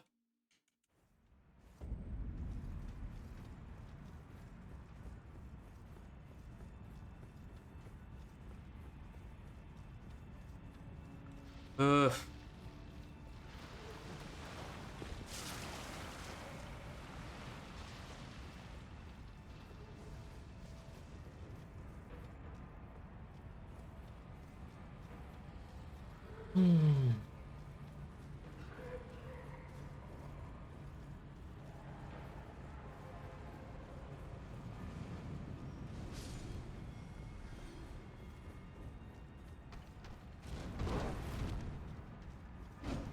Nope. Not today.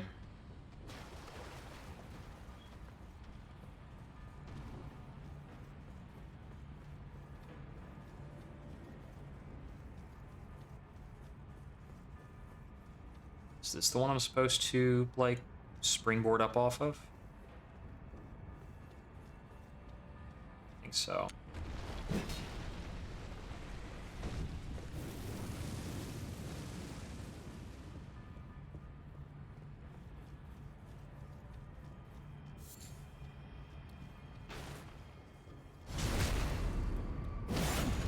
I do not appreciate you guys.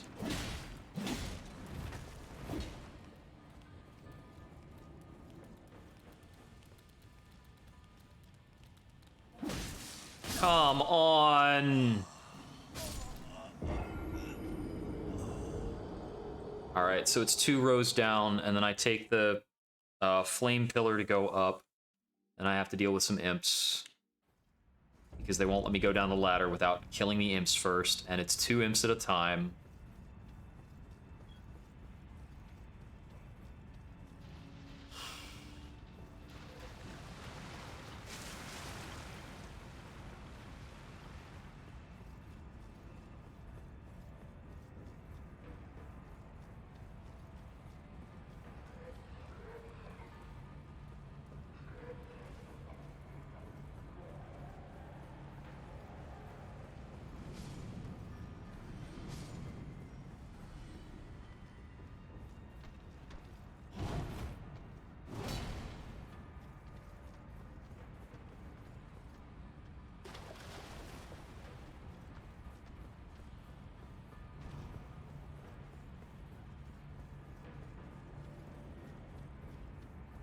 Wonder how long seppuku lasts. Maybe I don't need to actually re-up it in the second phase.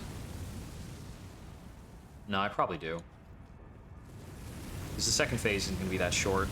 And if it wears off during the second phase, I'll find myself, like, almost unable to kill.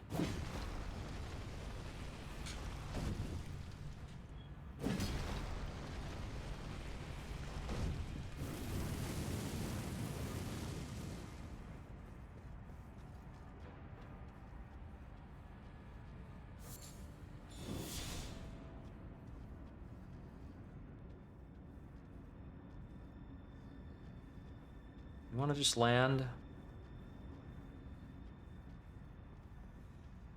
He's not going to come down.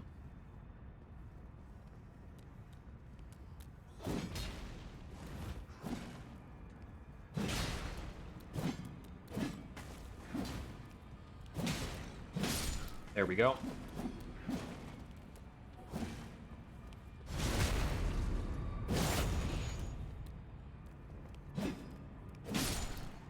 I was hoping it would just knock him off. All right.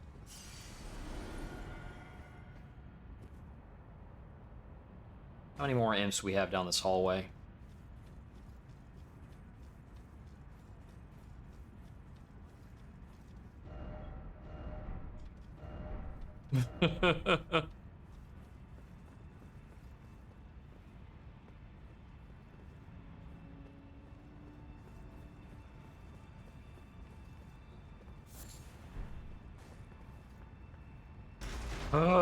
Found it.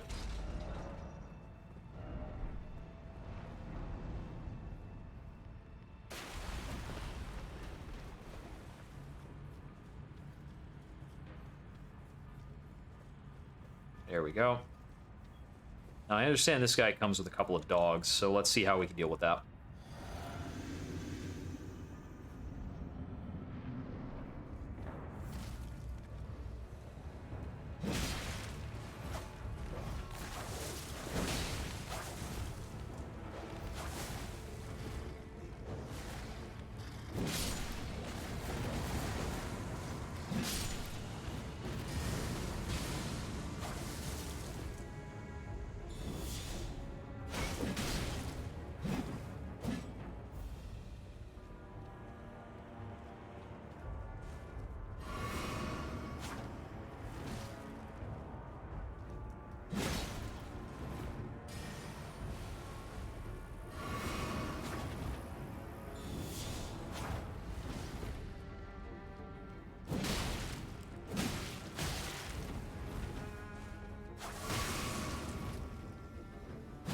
Dang it. Not bad for a first attempt. He's pretty aggressive and he's got a Reduvia, which can be problematic pretty quickly. Huh. He's like a human guy under there. It's like really weirdly small for a human guy.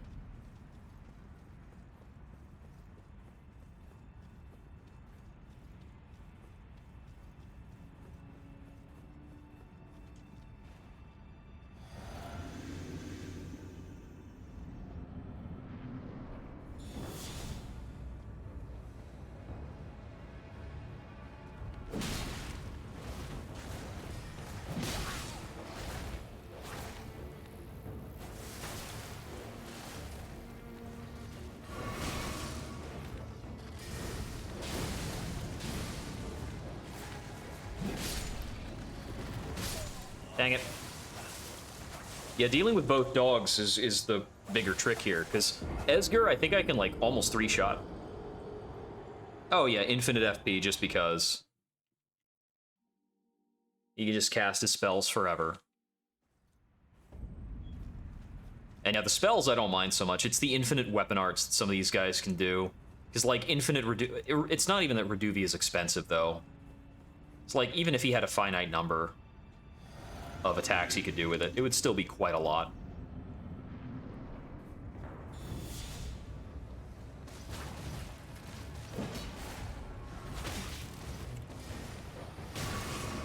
This guy's gonna be tough because he's got dogs. Guaranteed. That, like, 100%. Alright, let's try a quick cheese. Let's try a super quick cheese. I wonder if this will just work. We're just gonna try using, like, the dragon sign. And, like, a faith talisman. And also the hat, which gives us more arc. And I'm just gonna see if I can cold breath this entire fight to death.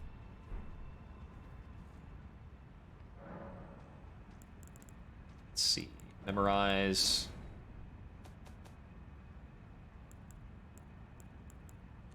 Dragon Ice.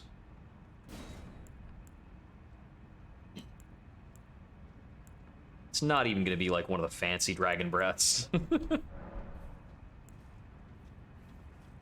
Let's see if this just works. Do I need to have it in main hand to do Dragon Ice? No, it's just L1 will be Dragon Ice. Right.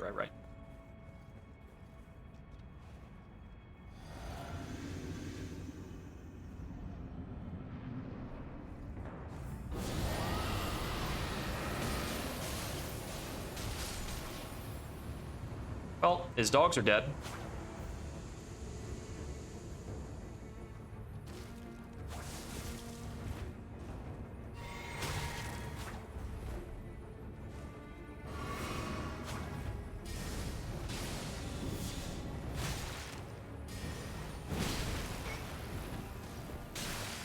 Back!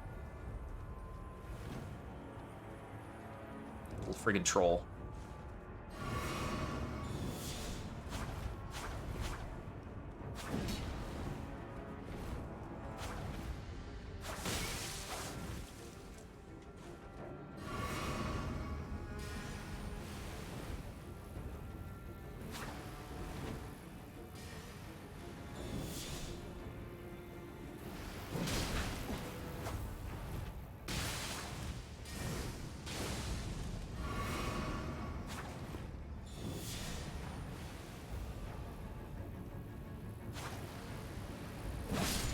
Got him.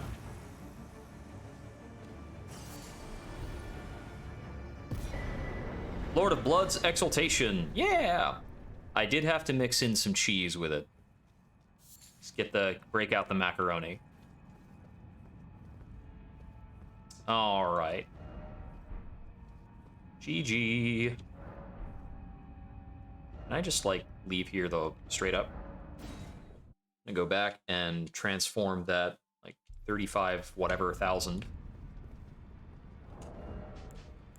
And we will get all the setup back to the way it should be. Let's see. Still using strength scaling somewhat, so we're still caring about that.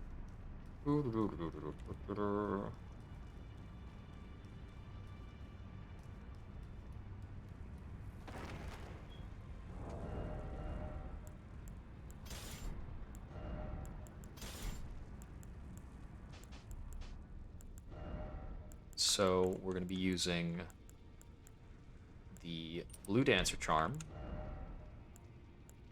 the Lord of Blood's Exaltation, which is going to proc all over the place like nobody's business, and probably actually still the Star Scourge Heirloom. And the cracked out version of that would be the Red Feather Branch Sword. Let's see, I want about 24 of all of these. 8, another 12 of these. 12 of these. Another 12 of these. Okay.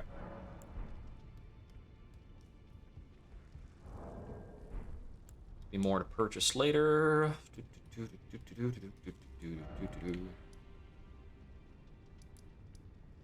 Alright, let's give this a whirl. Theoretically, I could also go after the White Mask, which I believe stacks. Which is another 10% damage boost every time you cause bleed on somebody. It's dropped from, like, an invader, I think somewhere in Moog's Palace.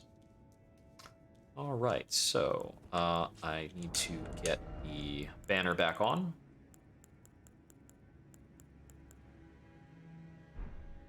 Actually, let's try without the banner for a bit. I'm not sure if the banner's important.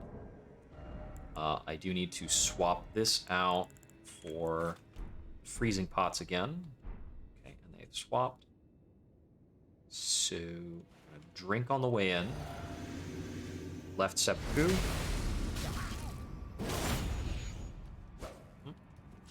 Right seppuku. And then it's into the fight.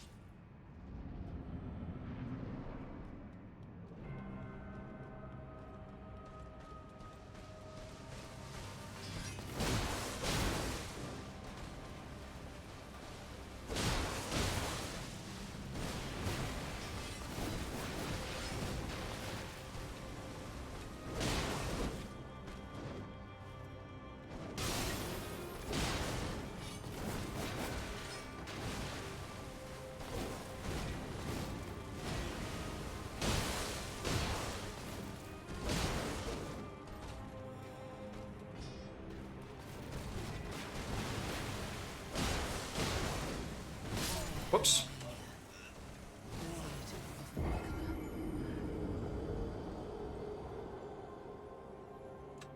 Well, I'm not throwing on RST either because I'm not going to be at full health. I could do that if I took a drink each time I was using seppuku, but since seppuku damages me, it'll deactivate RST.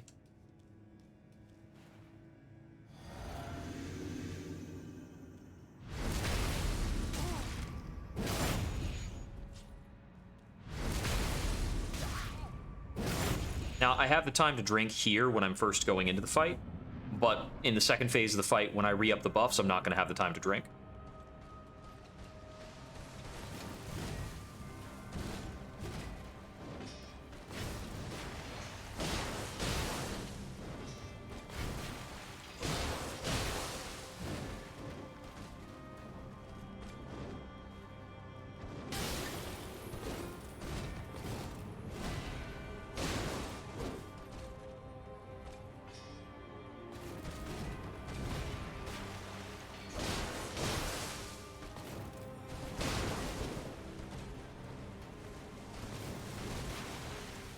Possibly, but the Mimic Tier hat also reduces physical damage dealt by a certain percentage.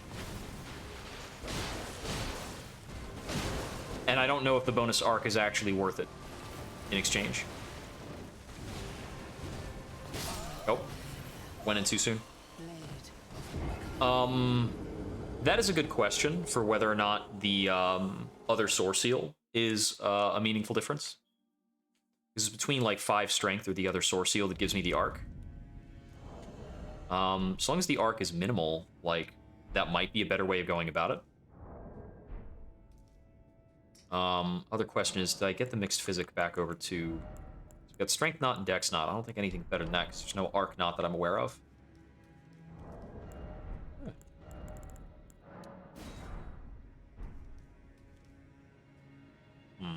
Let's try it.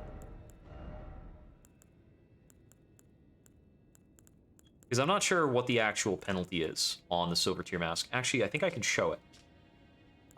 So 359 down to 349. So it's about 10 AR on the main hand and a little bit less than that on the offhand. It's not a huge difference.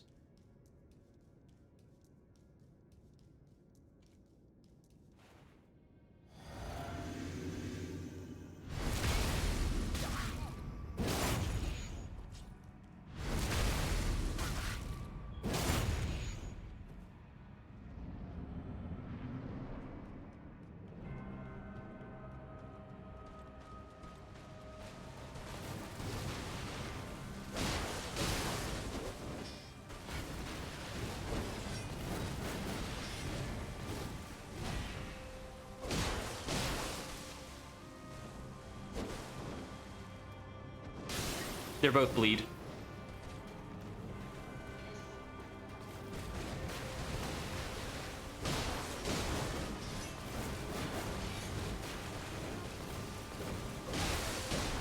Ah, that bleed proc actually screwed me. I think it was the bleed proc that screwed me anyway. She doesn't usually do that attack straight from hit stun, but when she does, it'll kill me every time. Let me go ahead and put the banner back in.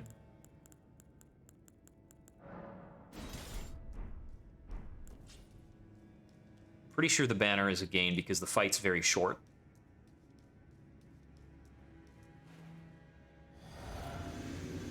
Okay, so it's rallying standard, hold left, seppuku, right hand, seppuku, into fight.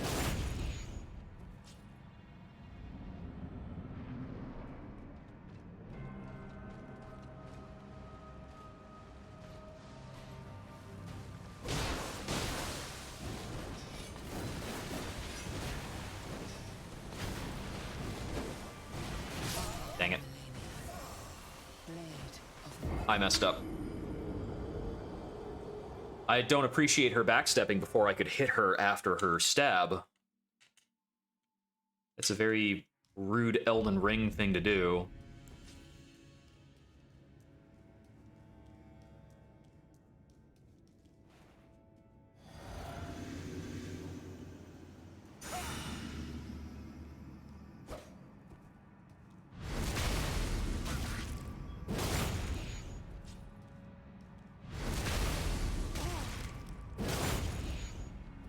That's possible.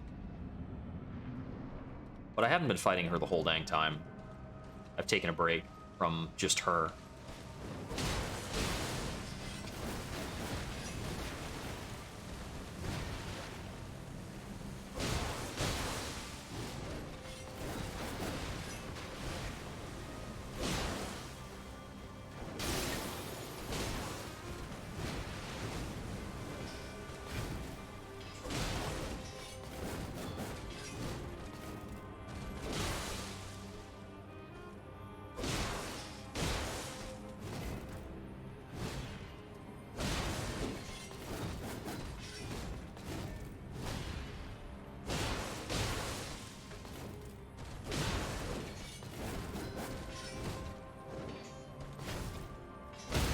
Phase 2.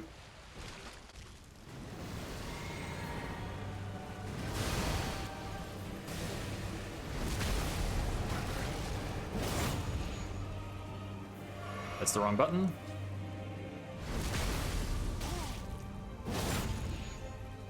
Okay, here we go. I dot wrong. By the scarlet rot. Blech. Wrong buttons to do the buff. The buffs. Many, many buffs.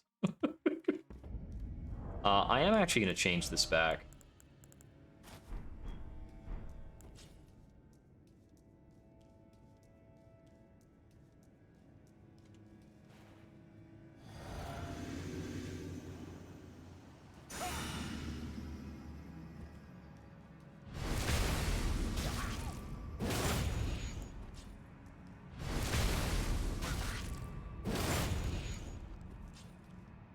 Let me just make sure I manage all my phase 2 buffs correctly.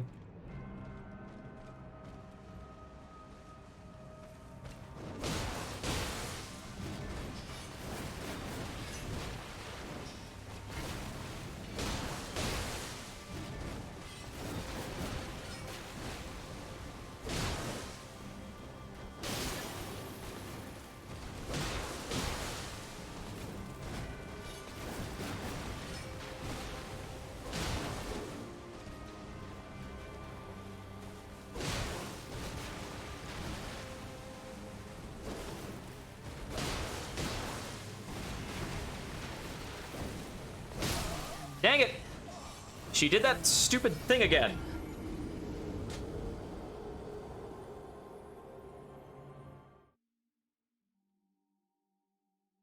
The birds are nasty. Like, straight up nasty birds.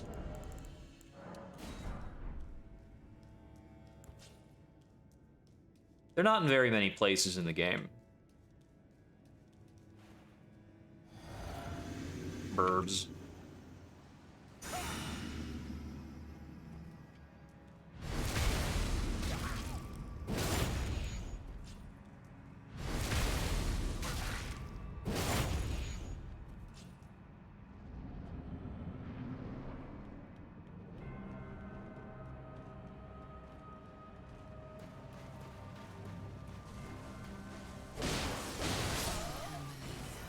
Oh, that's interesting. The blood proc won't knock her out of that attack.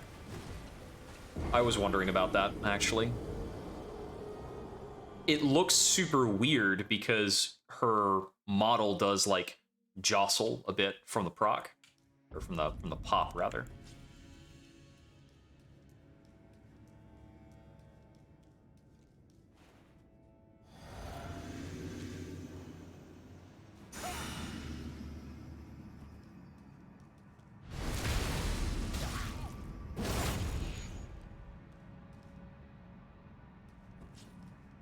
Come on, switch. Stupid messages on the floor.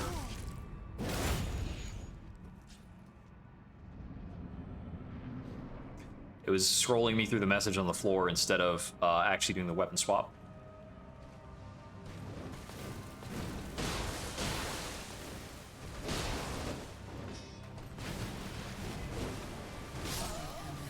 Dodge? Hello? Bad controller.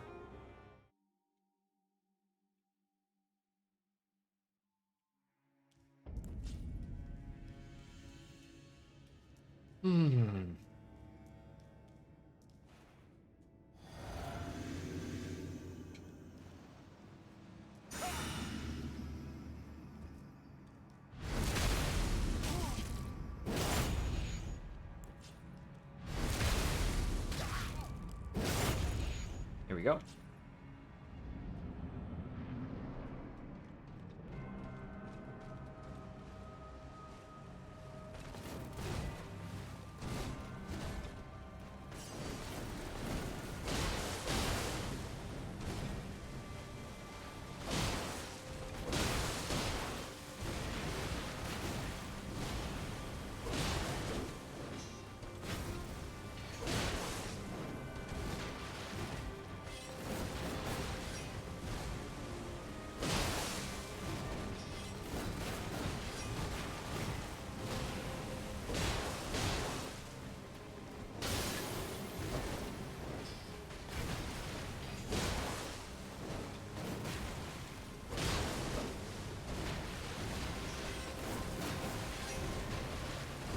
Almost got killed by running into her knees.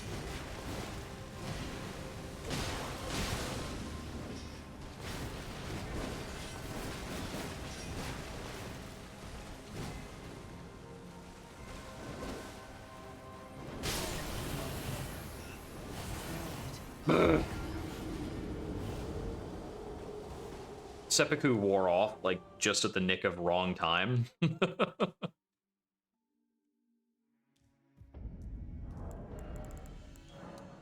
And then she just decided to waterfowl dance a second time, which is super fun.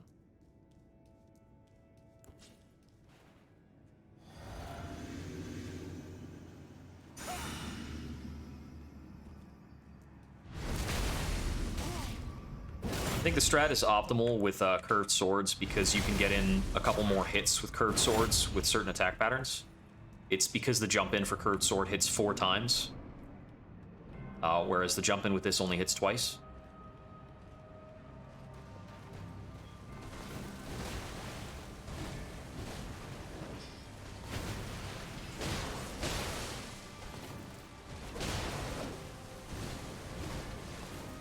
Stop crouching, you goon.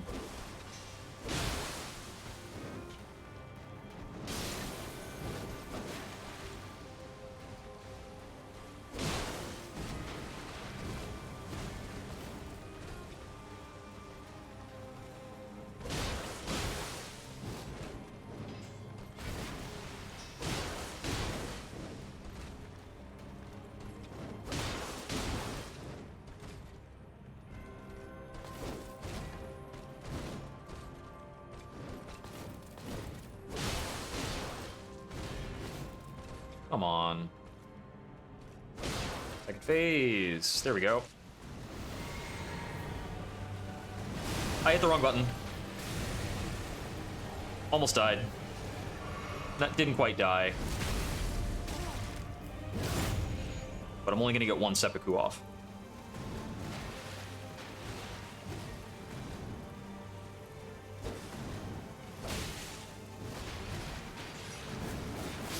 I'll just get killed by that, that's fine. It's true, but there's only 1 curved sword you can get with base bleed in the first playthrough. You have to do 2 playthroughs to get 2 curved swords with base bleed, as far as I'm aware. I was checking on that earlier today, actually. There's a scavenger's curved sword gives you base bleed, but I think you can only get 1 of it, because it drops off a corpse. It's not on the drop table for any enemy that I'm aware of.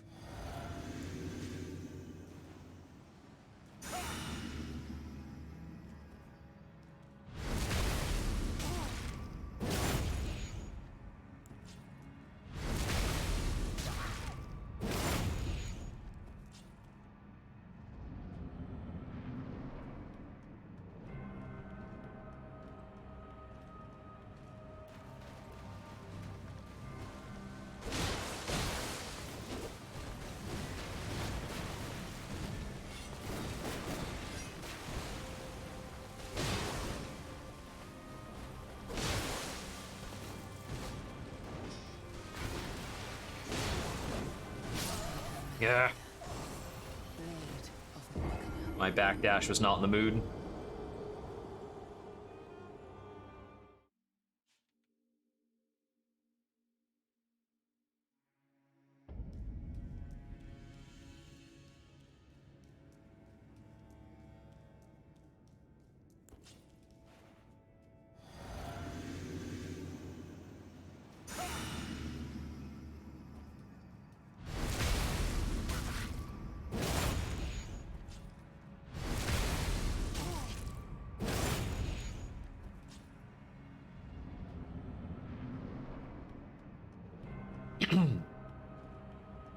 Here we go.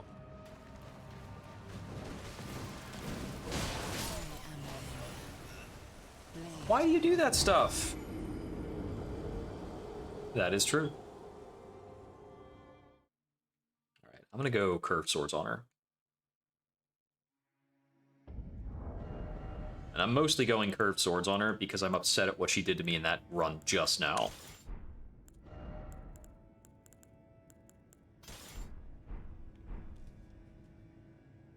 Yeah, the reach is pretty clutch. But I know a couple cases where Like, I think I might be able to compensate for it. Just gonna do my best. Okay. 2 bloody curved swords, seppuku at the ready. Rallying standard stuff. Bonus strength and dex. Into rallying standard. Offhand seppuku. Main hand seppuku. Here we go.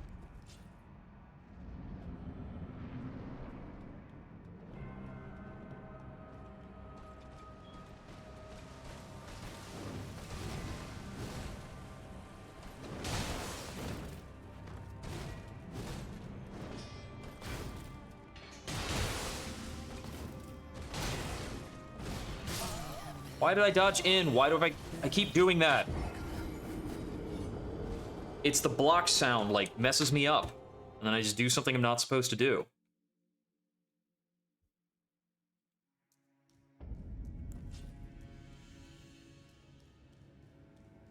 But yeah, the theory on this is we go for jump attacks after her most committal moves.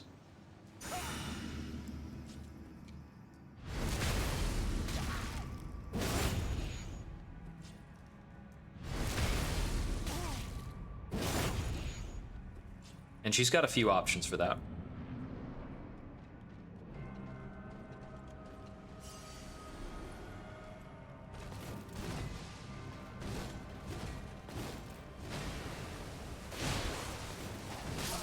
Nope. The timing was a little off to get that even if I had the long swords.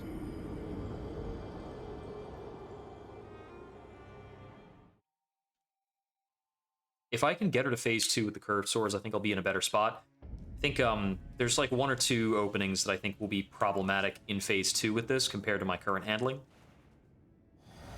Because I don't know if I can punish the kick as easily with the shorter range. And right now I'm kind of relying on that opening. I only have so many openings to work with right now in phase 2.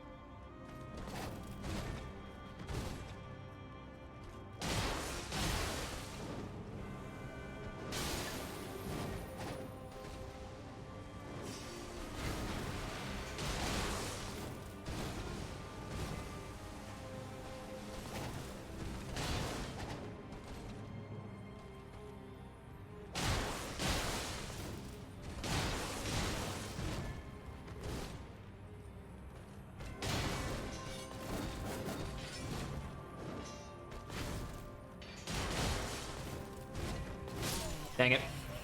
That was like a weird thing about being on that slope. Is she can get me with that a bit more easily.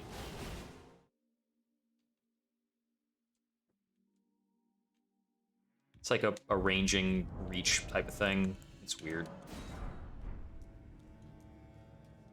Is there anything else I want to adjust? So, I do have higher strength scaling on both of the, this is a CC and a DB. I'm wondering if Dex might be the better thing to go with. I should probably actually go with the Okina mask. The Dex boost. There we go. There it is. And I could possibly change out the Star Scourge heirloom for the prosthesis wearer heirloom. How does that relate? It's better.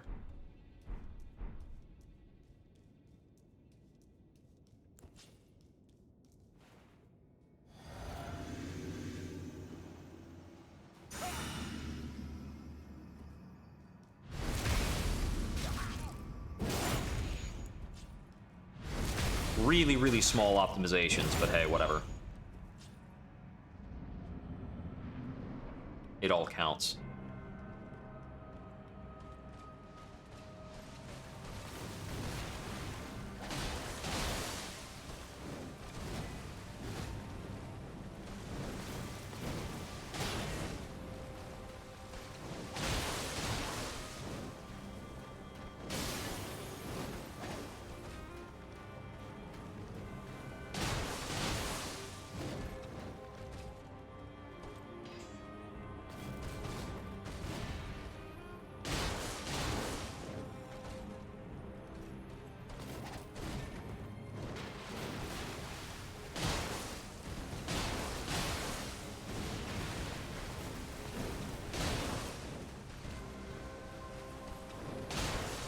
Phase 2.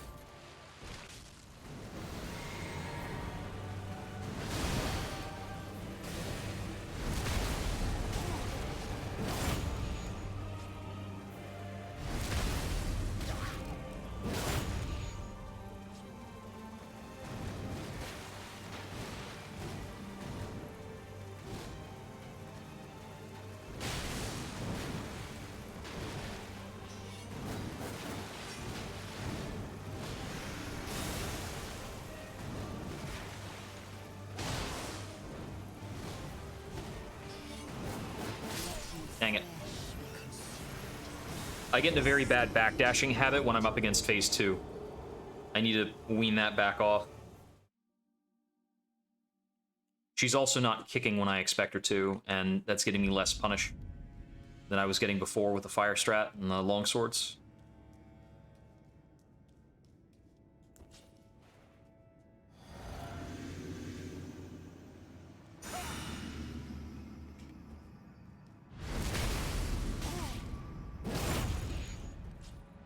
Whoops. Wrong button.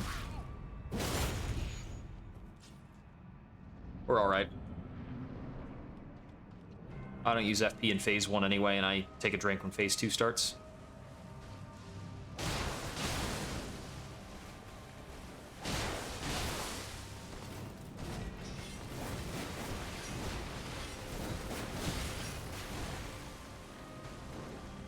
Let's just die. That's fine.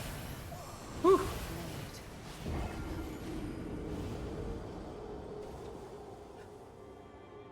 If I stuck around with that little health, I would not be able to renew Seppuku in phase 2.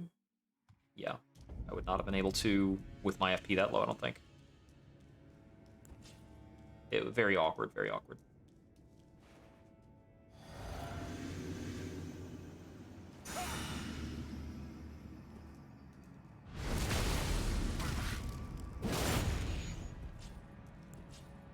There we go. Right buttons this time. Let's go.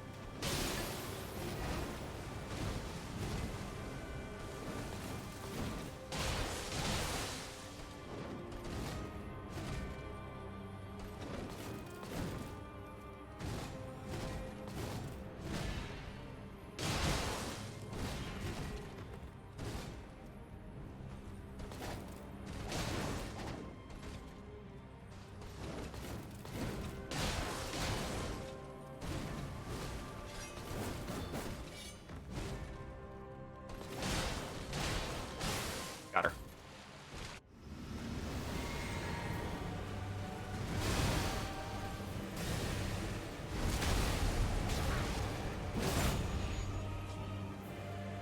Nope. There we go. Thank you for waiting.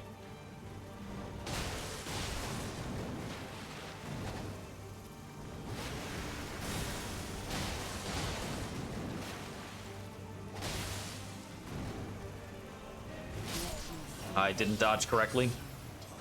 By the scarlet rot. Got her down to about 50%.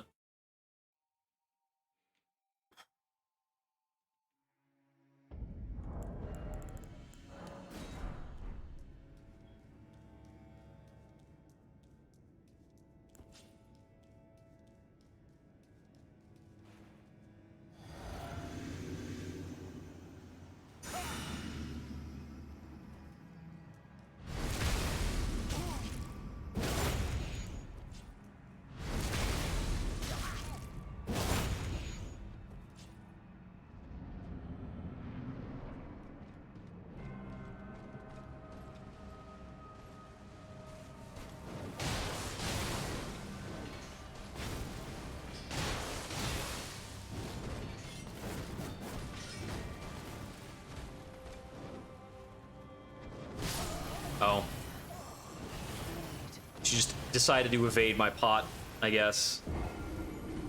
Super cool. I was a little late on throwing it, but that's just super annoying.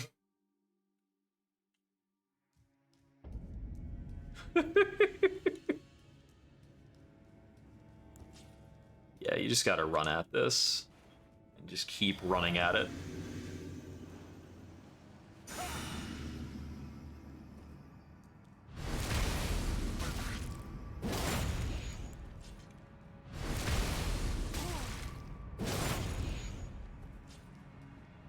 I have a very selective resolve. It certainly comes in the clutch.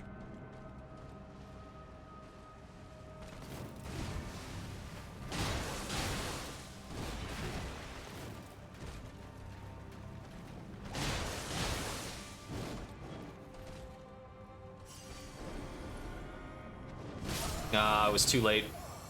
I was like just a little bit too late. That was painful. From that distance, I also could have run away from it.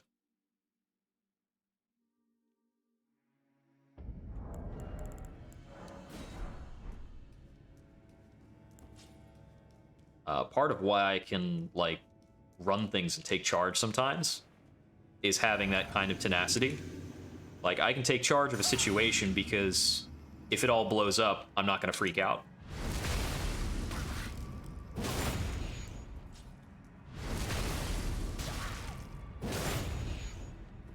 And it's not Dark Souls alone that gave me that mindset, but it's a mindset that cooperates with Dark Souls.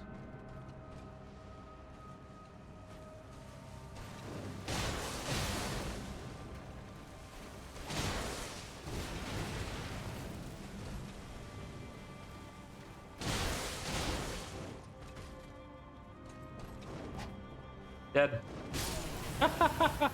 I'm wondering if there are some things I can do, given the extra hit stuns she's under from the blood and the way she's reacting to it. I think I might actually be able to press in harder at certain points.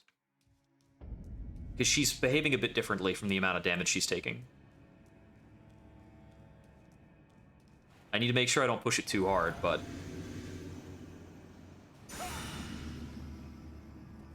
I think I can maybe do some cheeky stuff to accelerate this even further.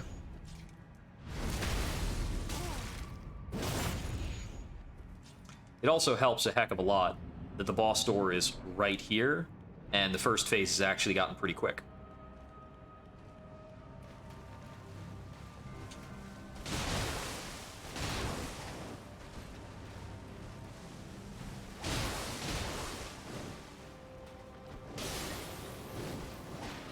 Yeah, you dodge back.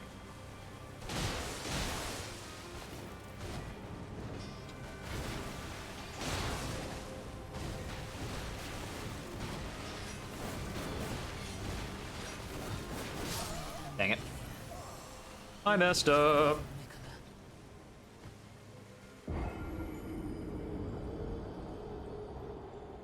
But yeah, for this phase 1, it's like 3 combos and we freaking drain her. It's pretty fun.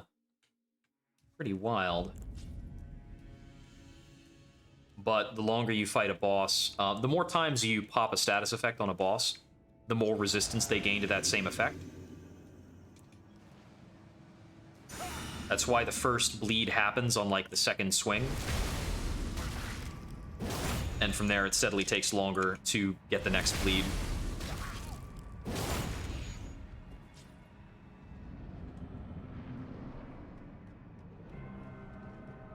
That being said, Seppuku's pretty nutty.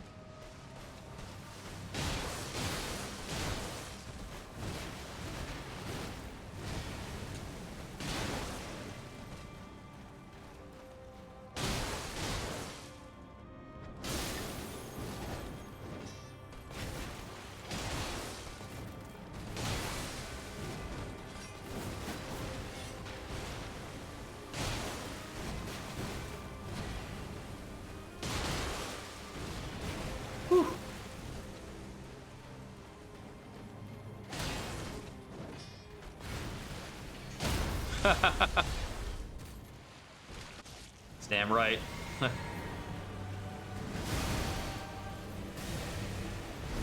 Gotta do this from a role model. Ogo on her.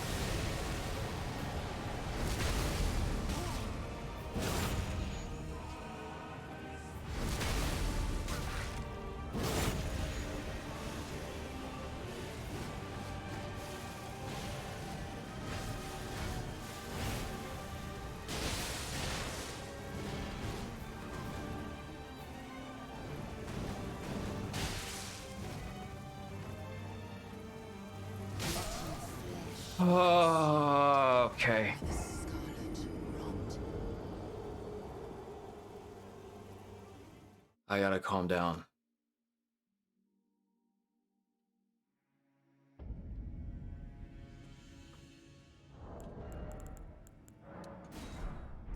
Okay. We are pretty close.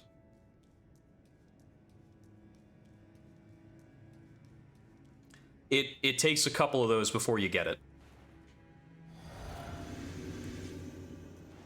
That was the first time I successfully dodged phantoms as well.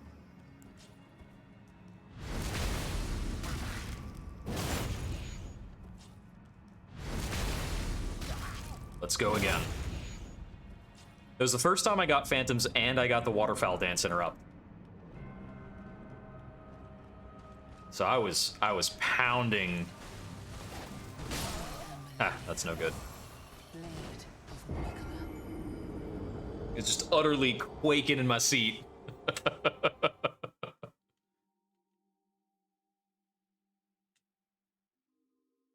Whew.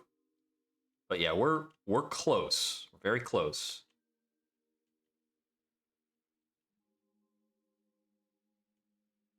It's at that point where like a really good streak can do it. Come on, load up. Don't you freeze on me now. It's totally in the mood to freeze.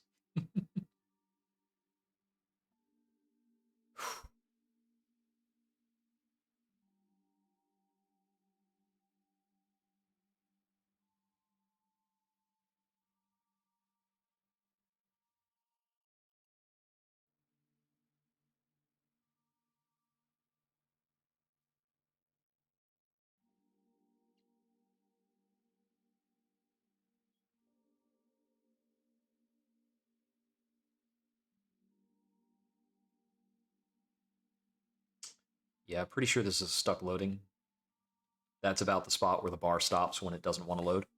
So let me close that out, but I'm going to keep going because I'm so close to getting the freaking kill.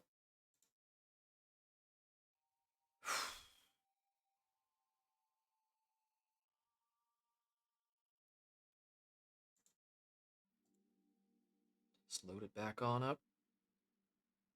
Come on. You can do it.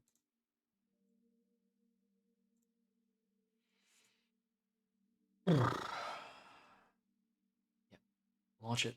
Get it launched. Start it up.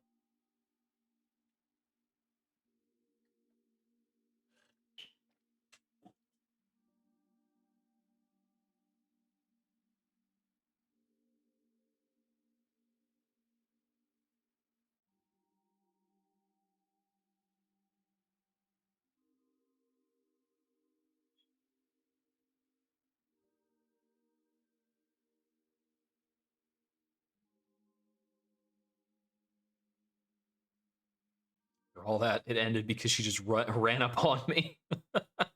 Well, I got nervous and I went for the trade on it. Well, not for the trade on it, but for the preemptive hit. And I don't think I can often get away with preemptive hits in phase 2.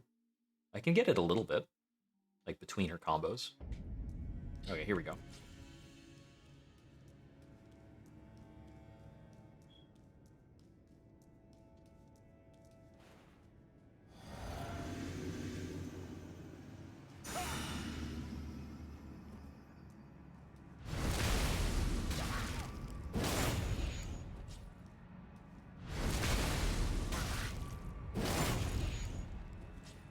Alright.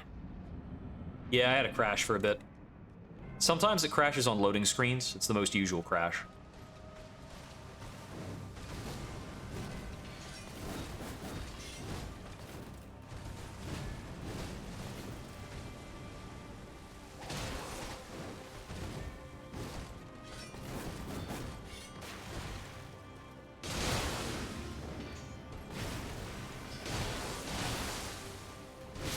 Yeah.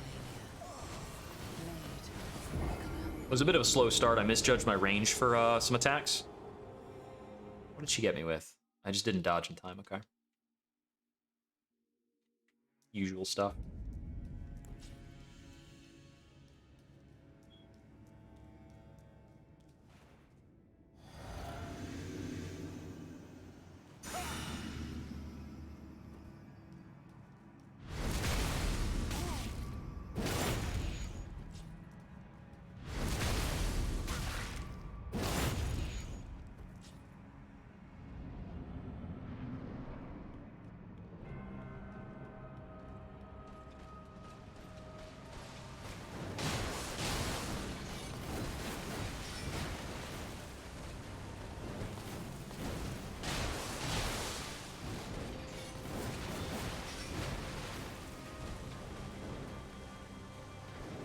Wasn't in time. Sheesh.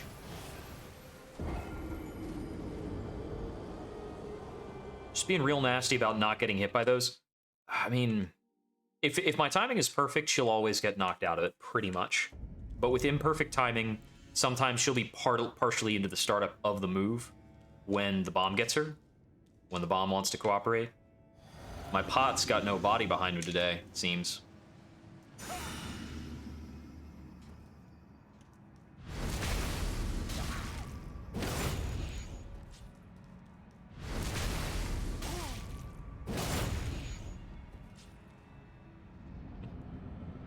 All right.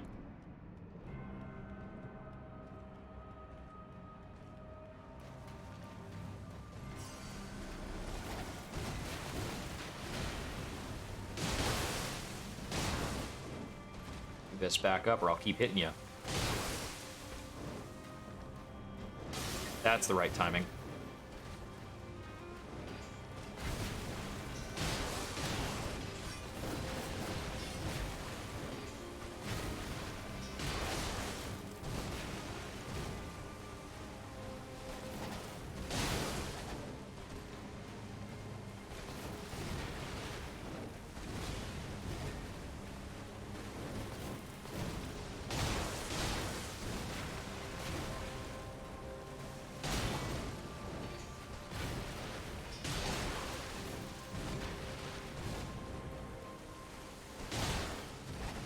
Ah! My attacks didn't correct. Come on.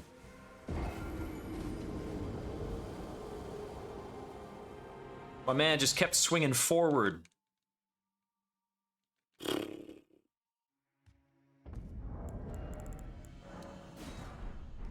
I think that's based on timing. I don't know what it is that influences that exactly.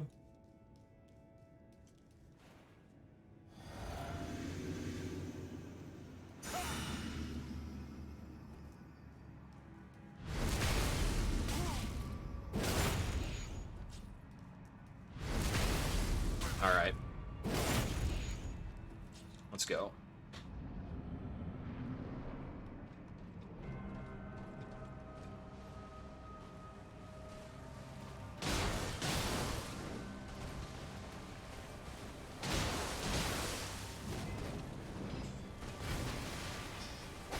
That jump was screwy.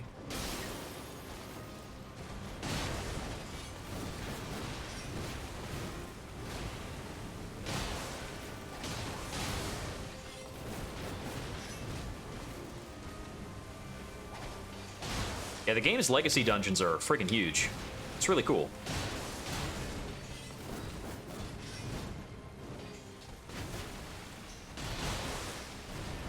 Whew.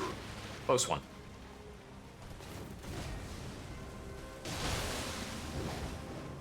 Come on. Got her.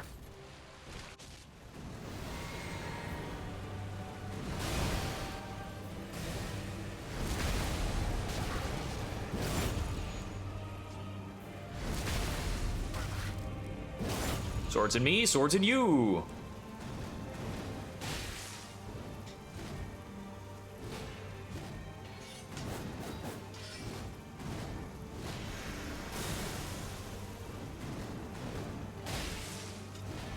She's not following that up with kick the way I want her to. Like that. Oh, she doesn't spring forward when she does that follow-up. I didn't know that. I thought that would track me the way it does in phase 1. I feel like for something in my bones tells me that if I had dodged back, it would track me. Just to be that way.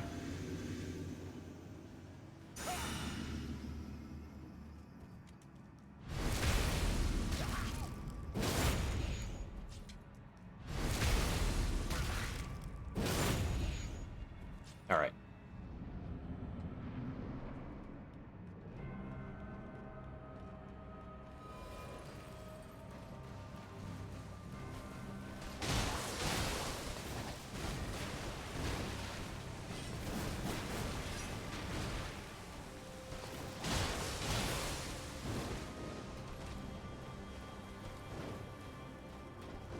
I took a block interaction on that prevented me from continuing to attack.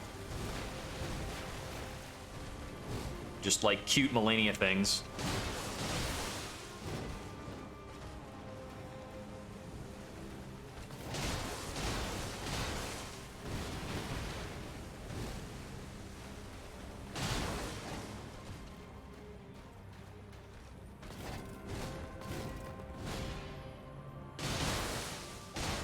Phase 2.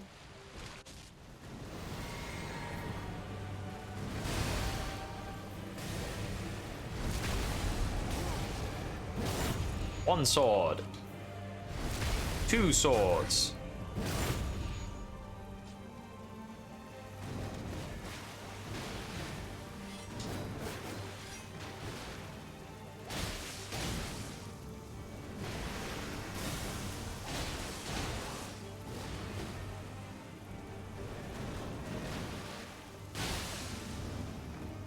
That's waterfowl. I'm dead. Messed it up. Recognized it too late. And that is absolutely the hardest thing about Malenia Phase 2, is picking Waterfowl Dance out of the other things she jumps up to do. Yeah, I think it's, what's it called? I think that the lore reason is that she was knocked the hell out when Moog took her. When Moog took Mikola, and Malenia's like not aware. I don't know, it seems a little weird to me.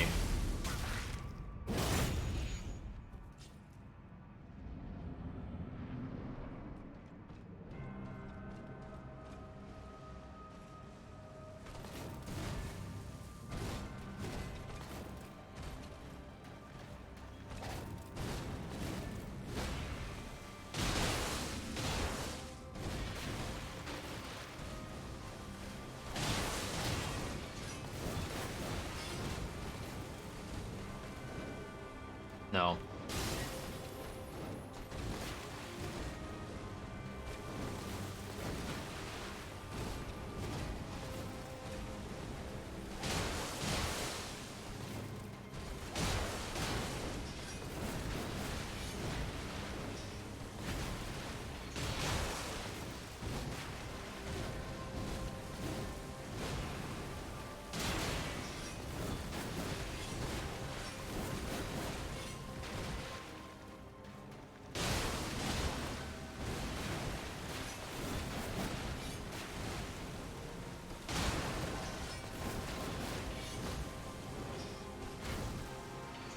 was a real feisty first phase.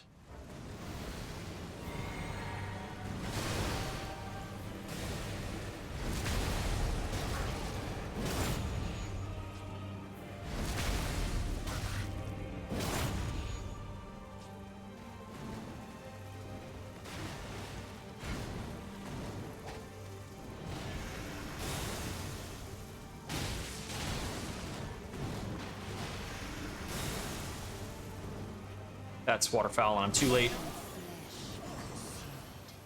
By the scarlet. Let's see. Okay. There's a sweep in the wings that I need to be watching out for. I think her other methods of going up, her wings are just going to go straight up with her. But her wings were kind of wrapping around there, and I think that's what I need to be looking for. Is the whirl maneuver type of thing.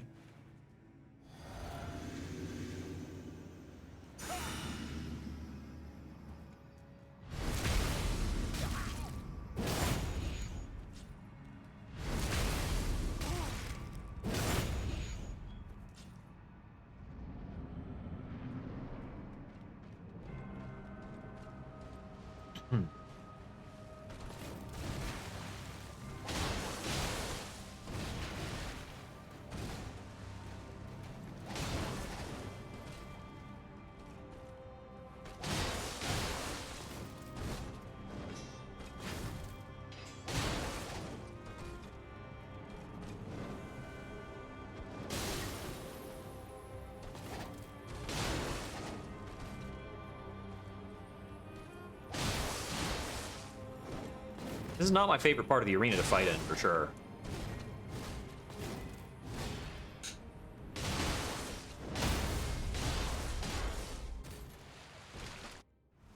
But if she just wants to go, then we'll play.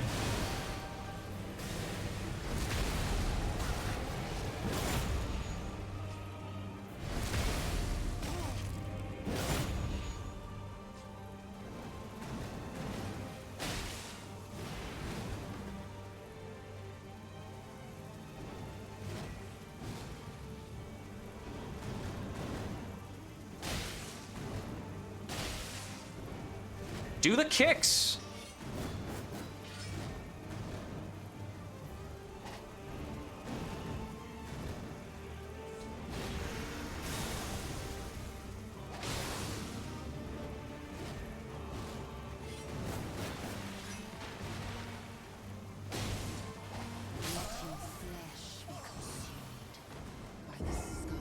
My attack didn't track onto her. I don't know why she's not doing the kick retaliation anymore. She was doing that all the time before. It's got to be like a slight range difference thing. But it's really throwing off my rhythm. And I know the first time I actually try to go for 2 hits on something, she's going to retaliate with a kick and friggin' kill me.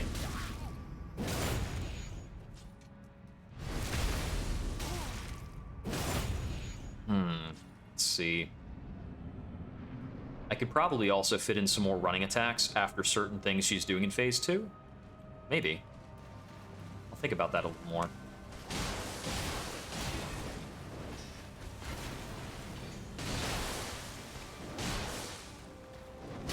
Got it.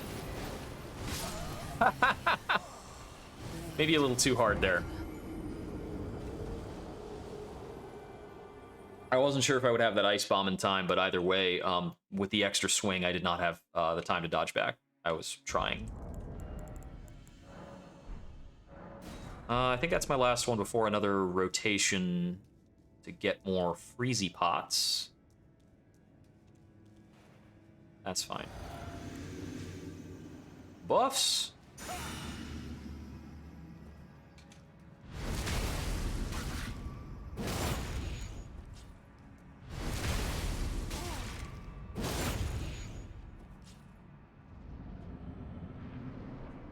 I wonder if I still have rune arcs. I'll check after this. I don't think I do.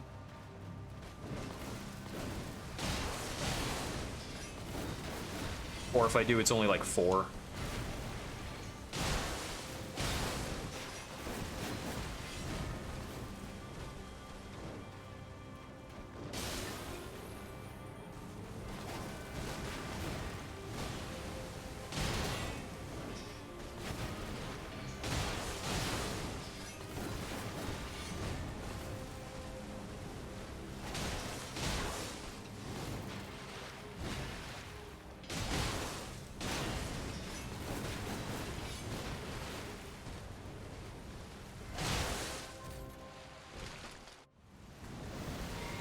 timing. Get on the move.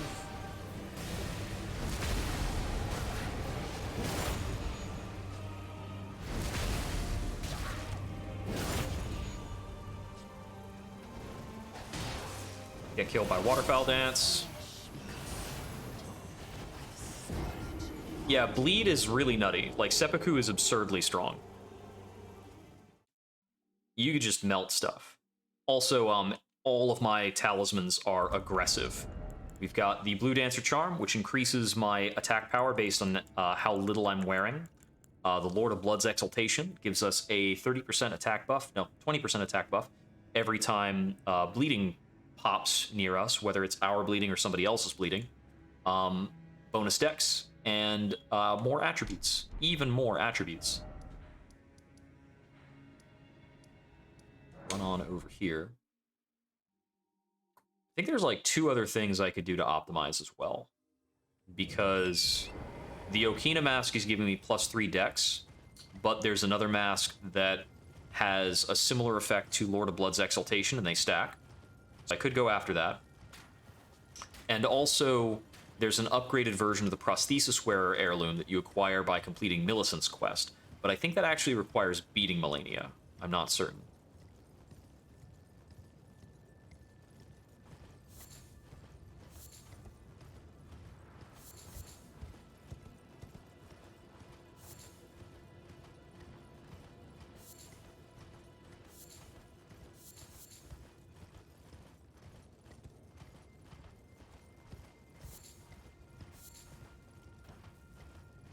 Ah, interesting. Well, maybe I should go do that.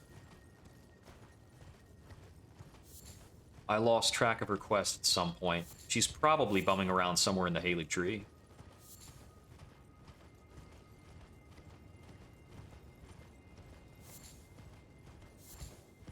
Scarlet Rot Tree Beast and her 4 sisters. Oh boy.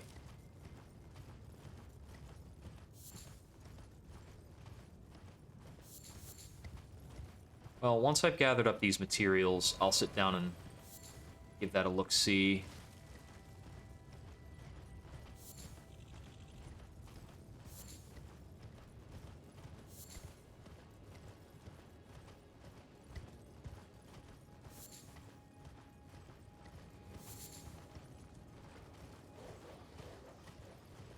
Just a quick hello to the doggos.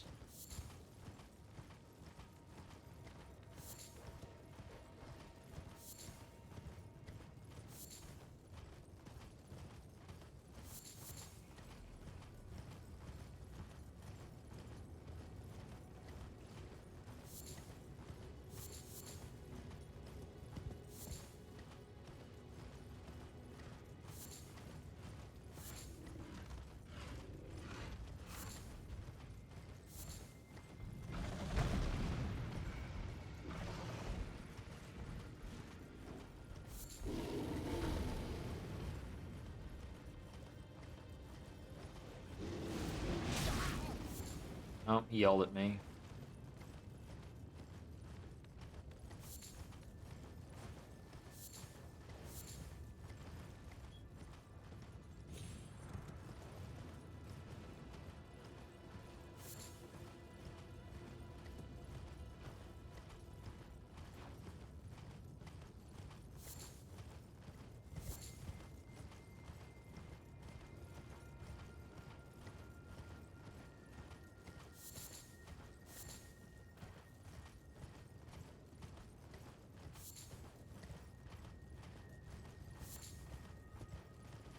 Okay. I think that's good enough. Let's do that. And while we're at it, we'll look up Millicent's quest.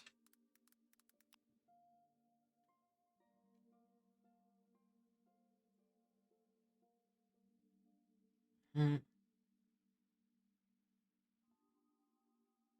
gallery. Gold needle, prosthesis wearer heirloom. Done that. Valkyrie's prosthesis. Defeat Godskin Apostle. Oh, she will be near the Windmill Heights Grace after reload, and I need to go through her dialogue. Okay. I never did that.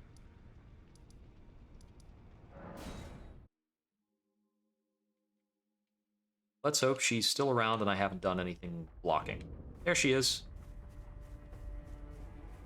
Ah, the arm you gave me truly is a thing of wonder. It feels just like my own. Even handling a sword. Perhaps it is foolish to say this to us. I would have you call upon it is the only. I would have it is the only. Okay. If I rest again, is she still there? No. Okay. So the next spot.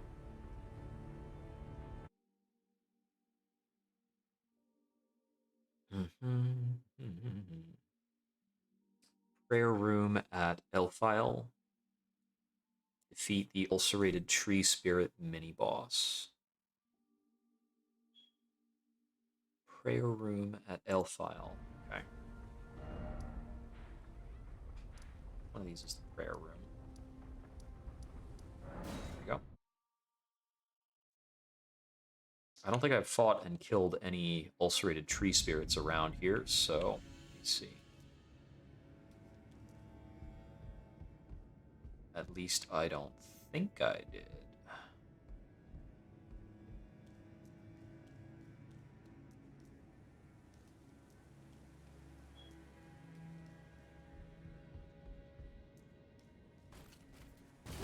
Oh, hey, buddy. Well, maybe I did. So where would she go after that? Defeated the nearby ulcerated tree spirit. To reach him, drainage channel. Once you've defeated it, there will be 2 summon signs near where the mini boss used to be. On the northwest hill around the lake. Summon to her world. Fight 4 NPC invaders.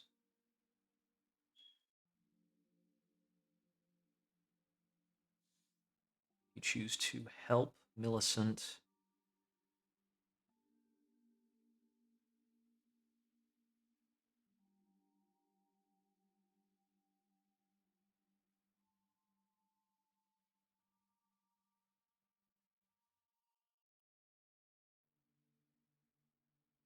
Can you only get Millicent's prosthesis by challenging her?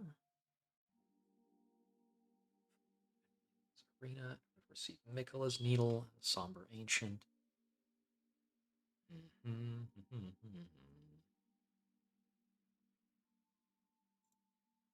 Millicent's prosthesis, boots stashed by 5.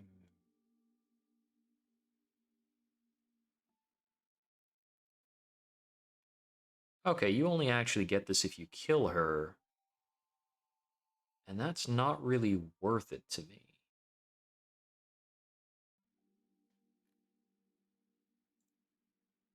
Yeah, I don't like sacrificing I don't like sacrificing NPCs and like aborting quest lines for extra damage. So I'm just gonna get back to the fight. Although I suppose the next leg of it would be somewhere near the drainage channel. Let me look around there. So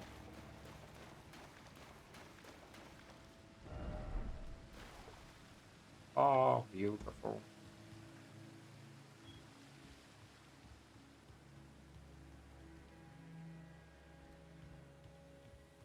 I don't remember fighting an ulcerated tree spirit, but maybe I did. Okay. So if I did, what would be the directions from here to see this other thing?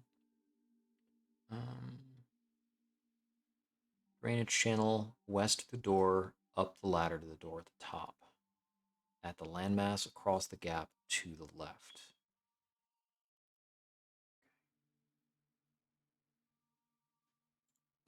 So it was west through the door and then up a ladder. So I think I was back the other way.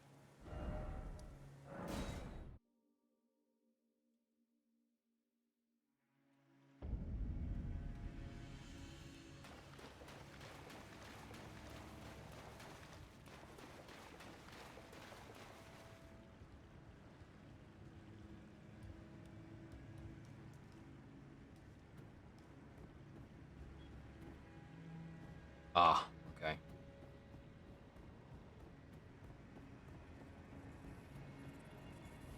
Don't mind me, buddy. I think he's gonna mind me.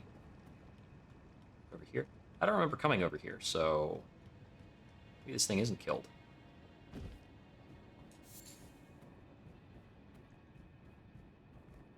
Oh, you are not a collectible butterfly. Very strange of you. Yeah, I'm guessing there's a dude down in here who I haven't fought yet. Oh, and there's a very valuable item, too, I guess.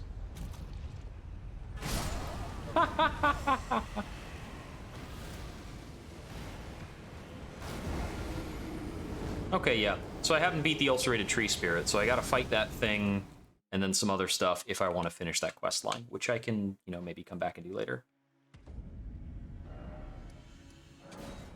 I'm gonna get back to fighting Mikola.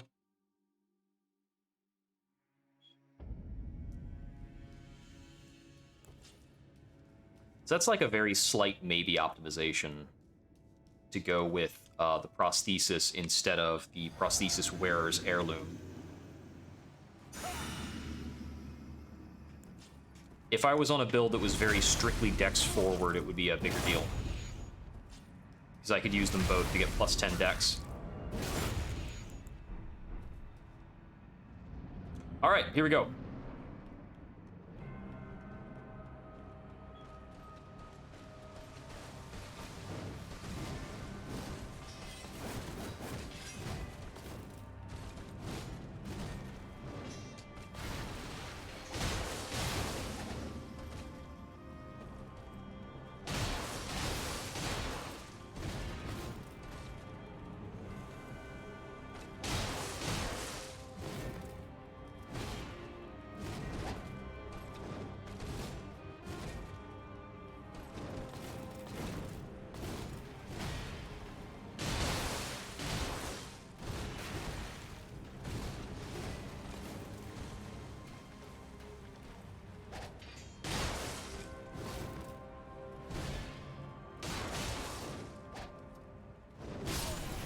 Yeah, that's a tricky angle and timing to deal with Waterfowl Dance. I was waiting for her to do it for a while, but... eh.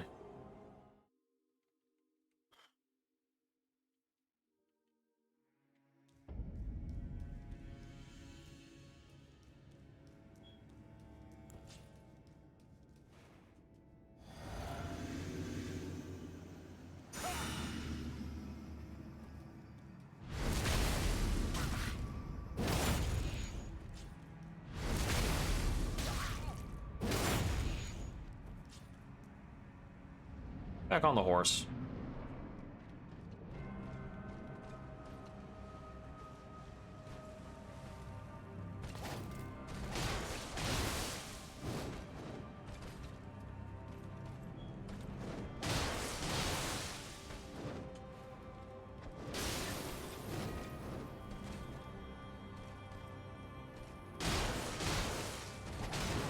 Barely nicked her with that third one.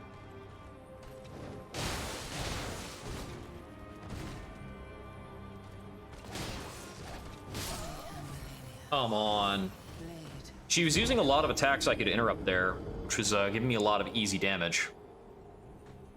But the range got me.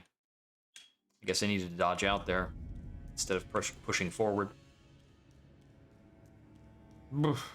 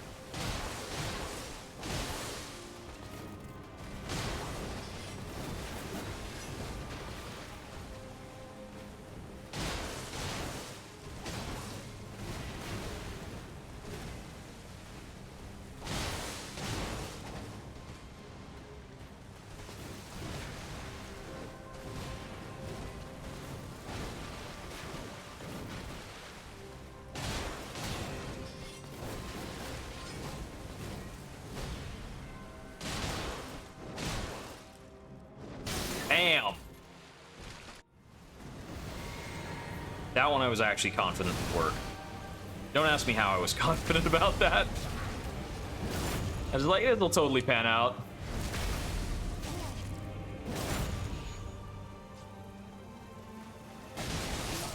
Ah, dang it. Yeah, it was pretty greedy of me.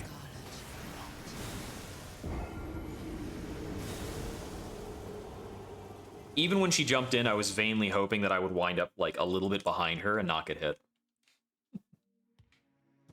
Alright, alright. Let's get in there.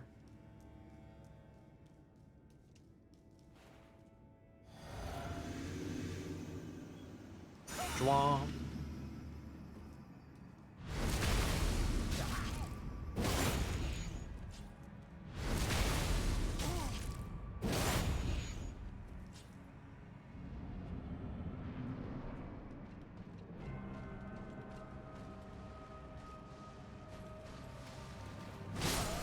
Oh, that was junk. I hit her first.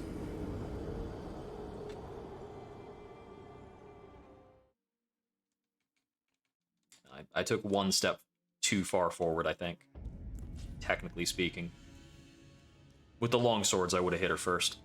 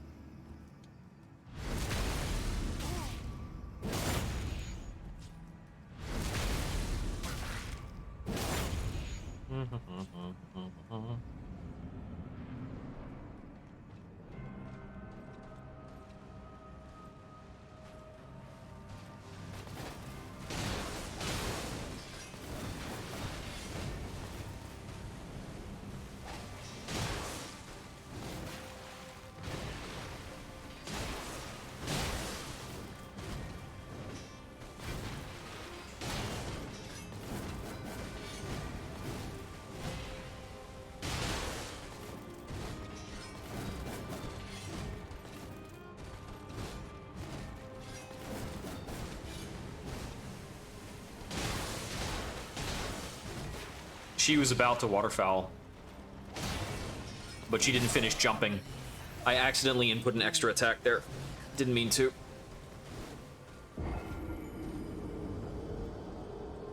It's very interesting what a bleed or freeze proc can interrupt. Because I think that would actually put her waterfowl on cooldown as well. Even though she didn't get to start it up.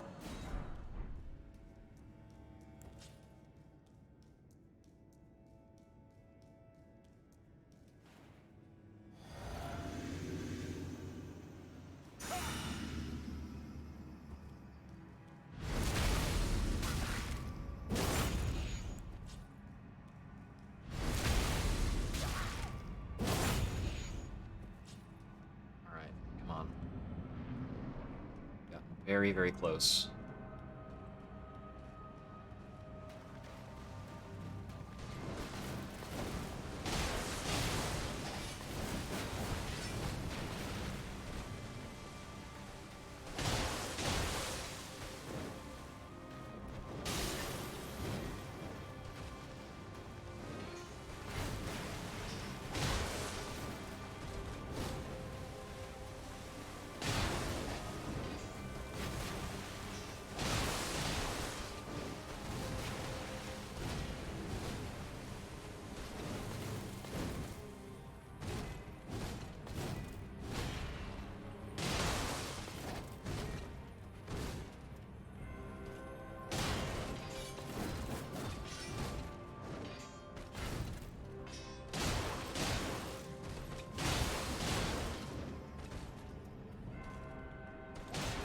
I was down to the wire on one of those last exchanges. That was really close.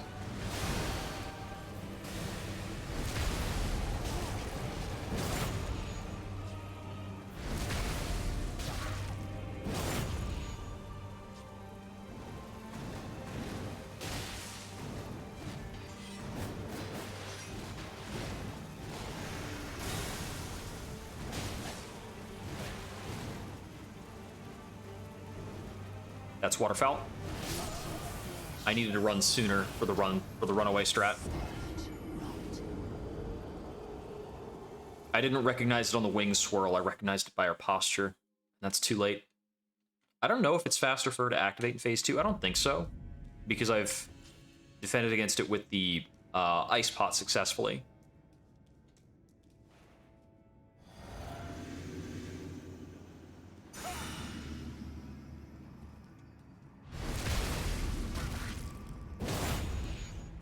It does really bother me that she's not doing the kick retaliation in phase 2.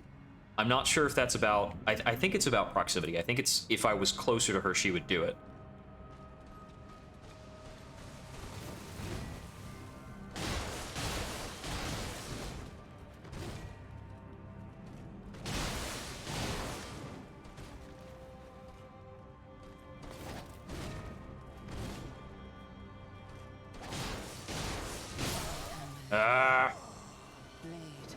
Well, yeah, it's got to be hitless Malenia.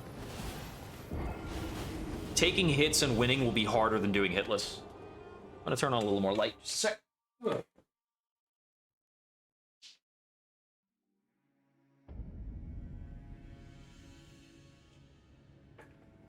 This boss doesn't give you a chance to heal anyway, so trying to do a version of the run where you're allowed to take hits is just going to take longer, and it's not going to be any easier to do.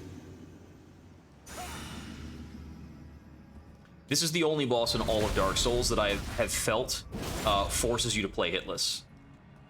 But she really does. She has the nastiest, like, input read kill you stuff I've ever seen.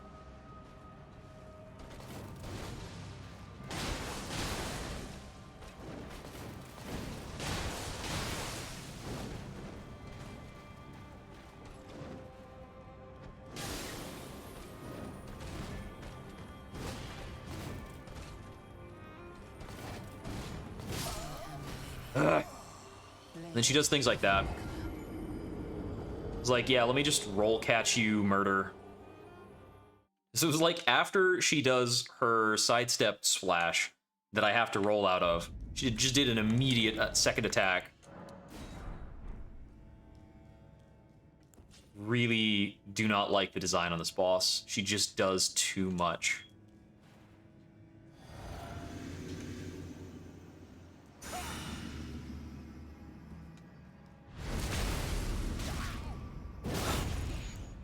Sitting down to Elden Ring and doing the RL1 run, I wanted to face new challenges within the Dark Souls like sphere. I didn't actually want to face more challenging things. I feel as though the series has been suitably satisfying with the restrictions I've been placing on myself.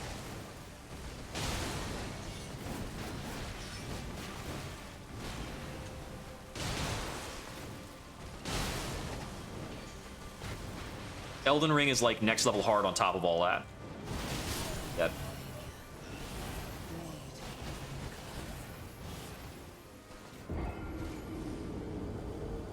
If I had done a bomb immediately after that whiffed attack, I might have lived, but I didn't think I had it, so I didn't bother. Let's just go again.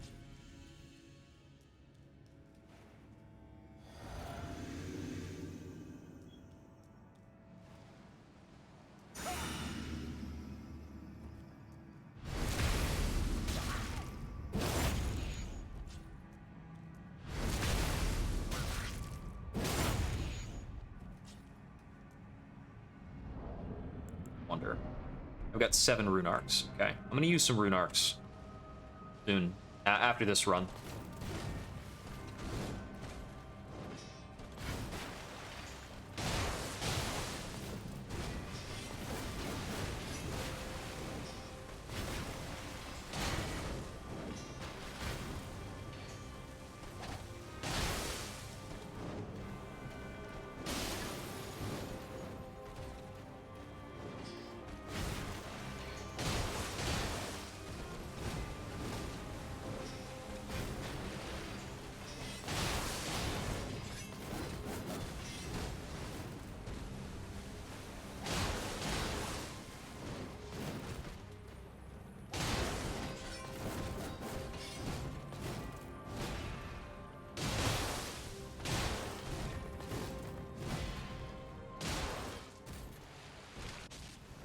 Phase 1 done.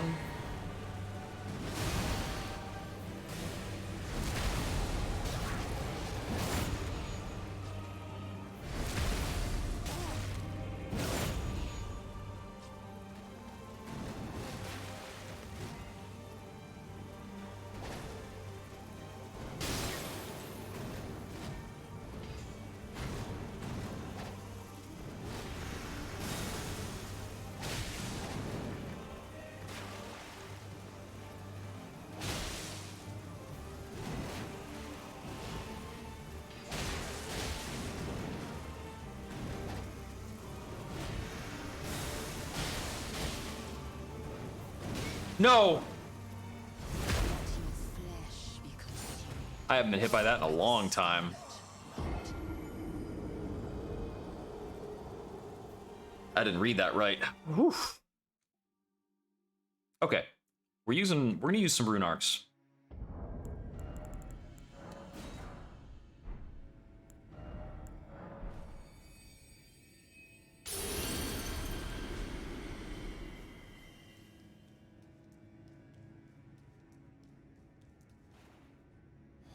We can't do this at RL1. Let's try RL41.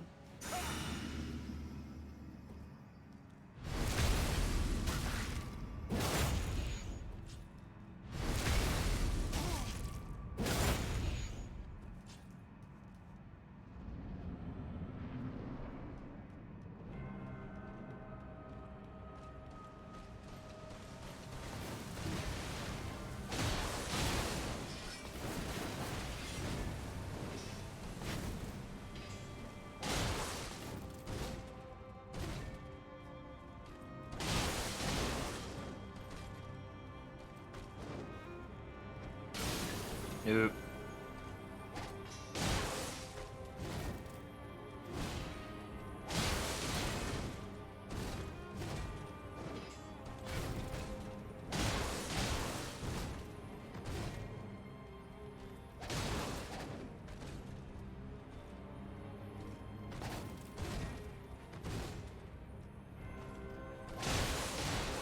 Phase 2.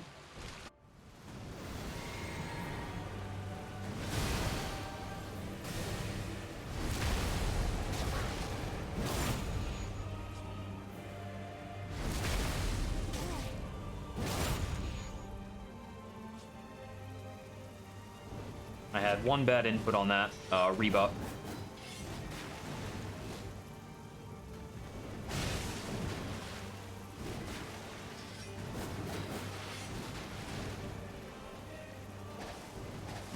Oh, whoops. I can't have both of those attacks come short. Just whiff, whiff. The second set of whiffs is because her hitbox was pulled back by going for the grab. The grab is interruptible with an attack.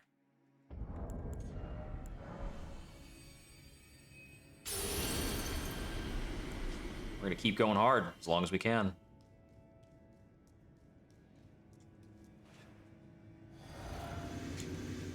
At RL1, matchmaking is dang near impossible, so my use of rune arcs is pretty finite.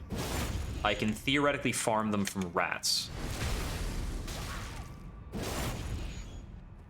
but I generally can't.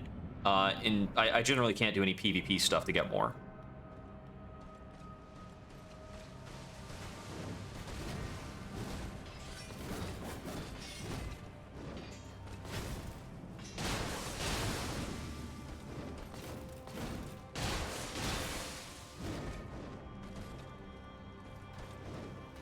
Love that she just slipped a parry in there. And there too.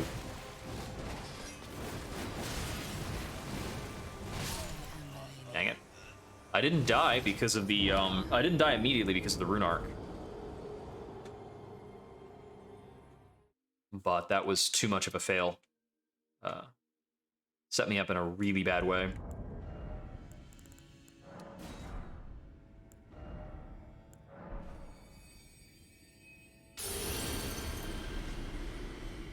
Got a few more.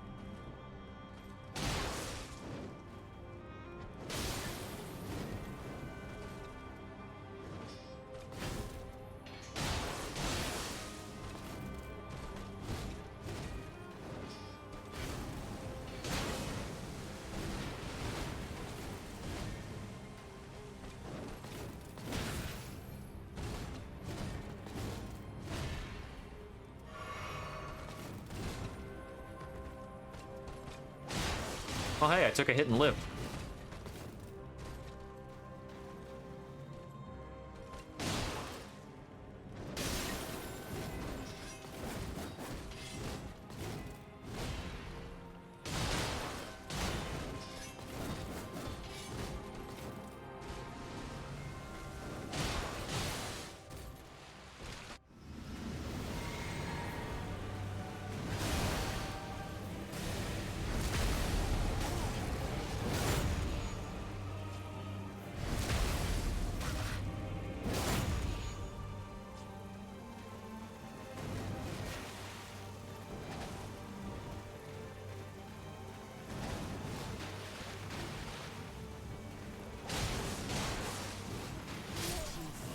Okay, I couldn't get 2 dodges in a row through that stuff.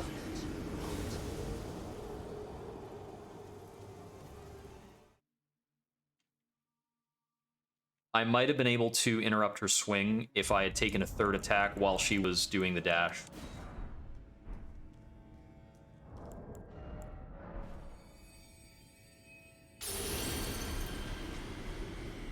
Yeah, with the Rune Arc up, I can technically survive an attack even while in the nude. That's how strong it is to be leveled up in the game. That's also very Elden Ring.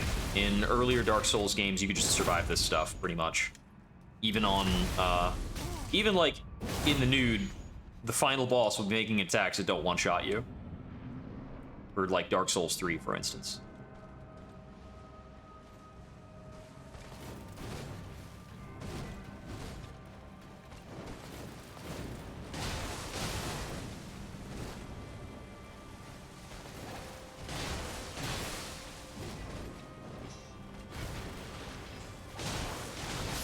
Oh, that was bad.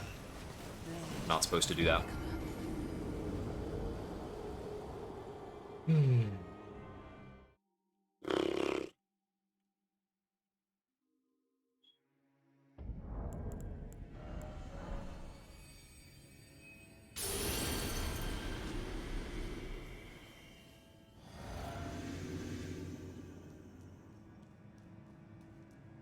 Good luck on Godric.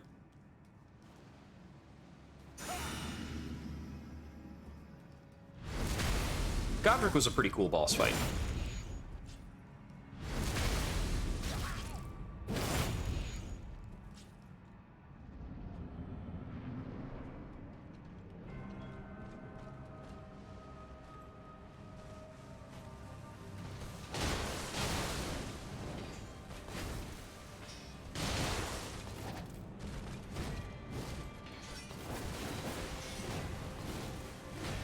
Vitality.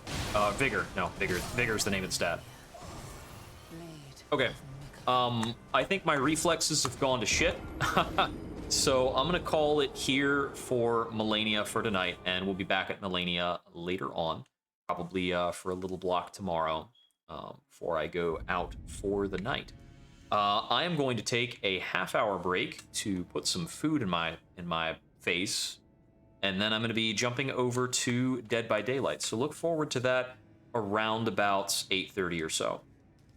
But yeah, the best stat to level is health. Just get yourself some more health. This has been Jupiter Exile. I hope we wander again soon. If not, have a good night.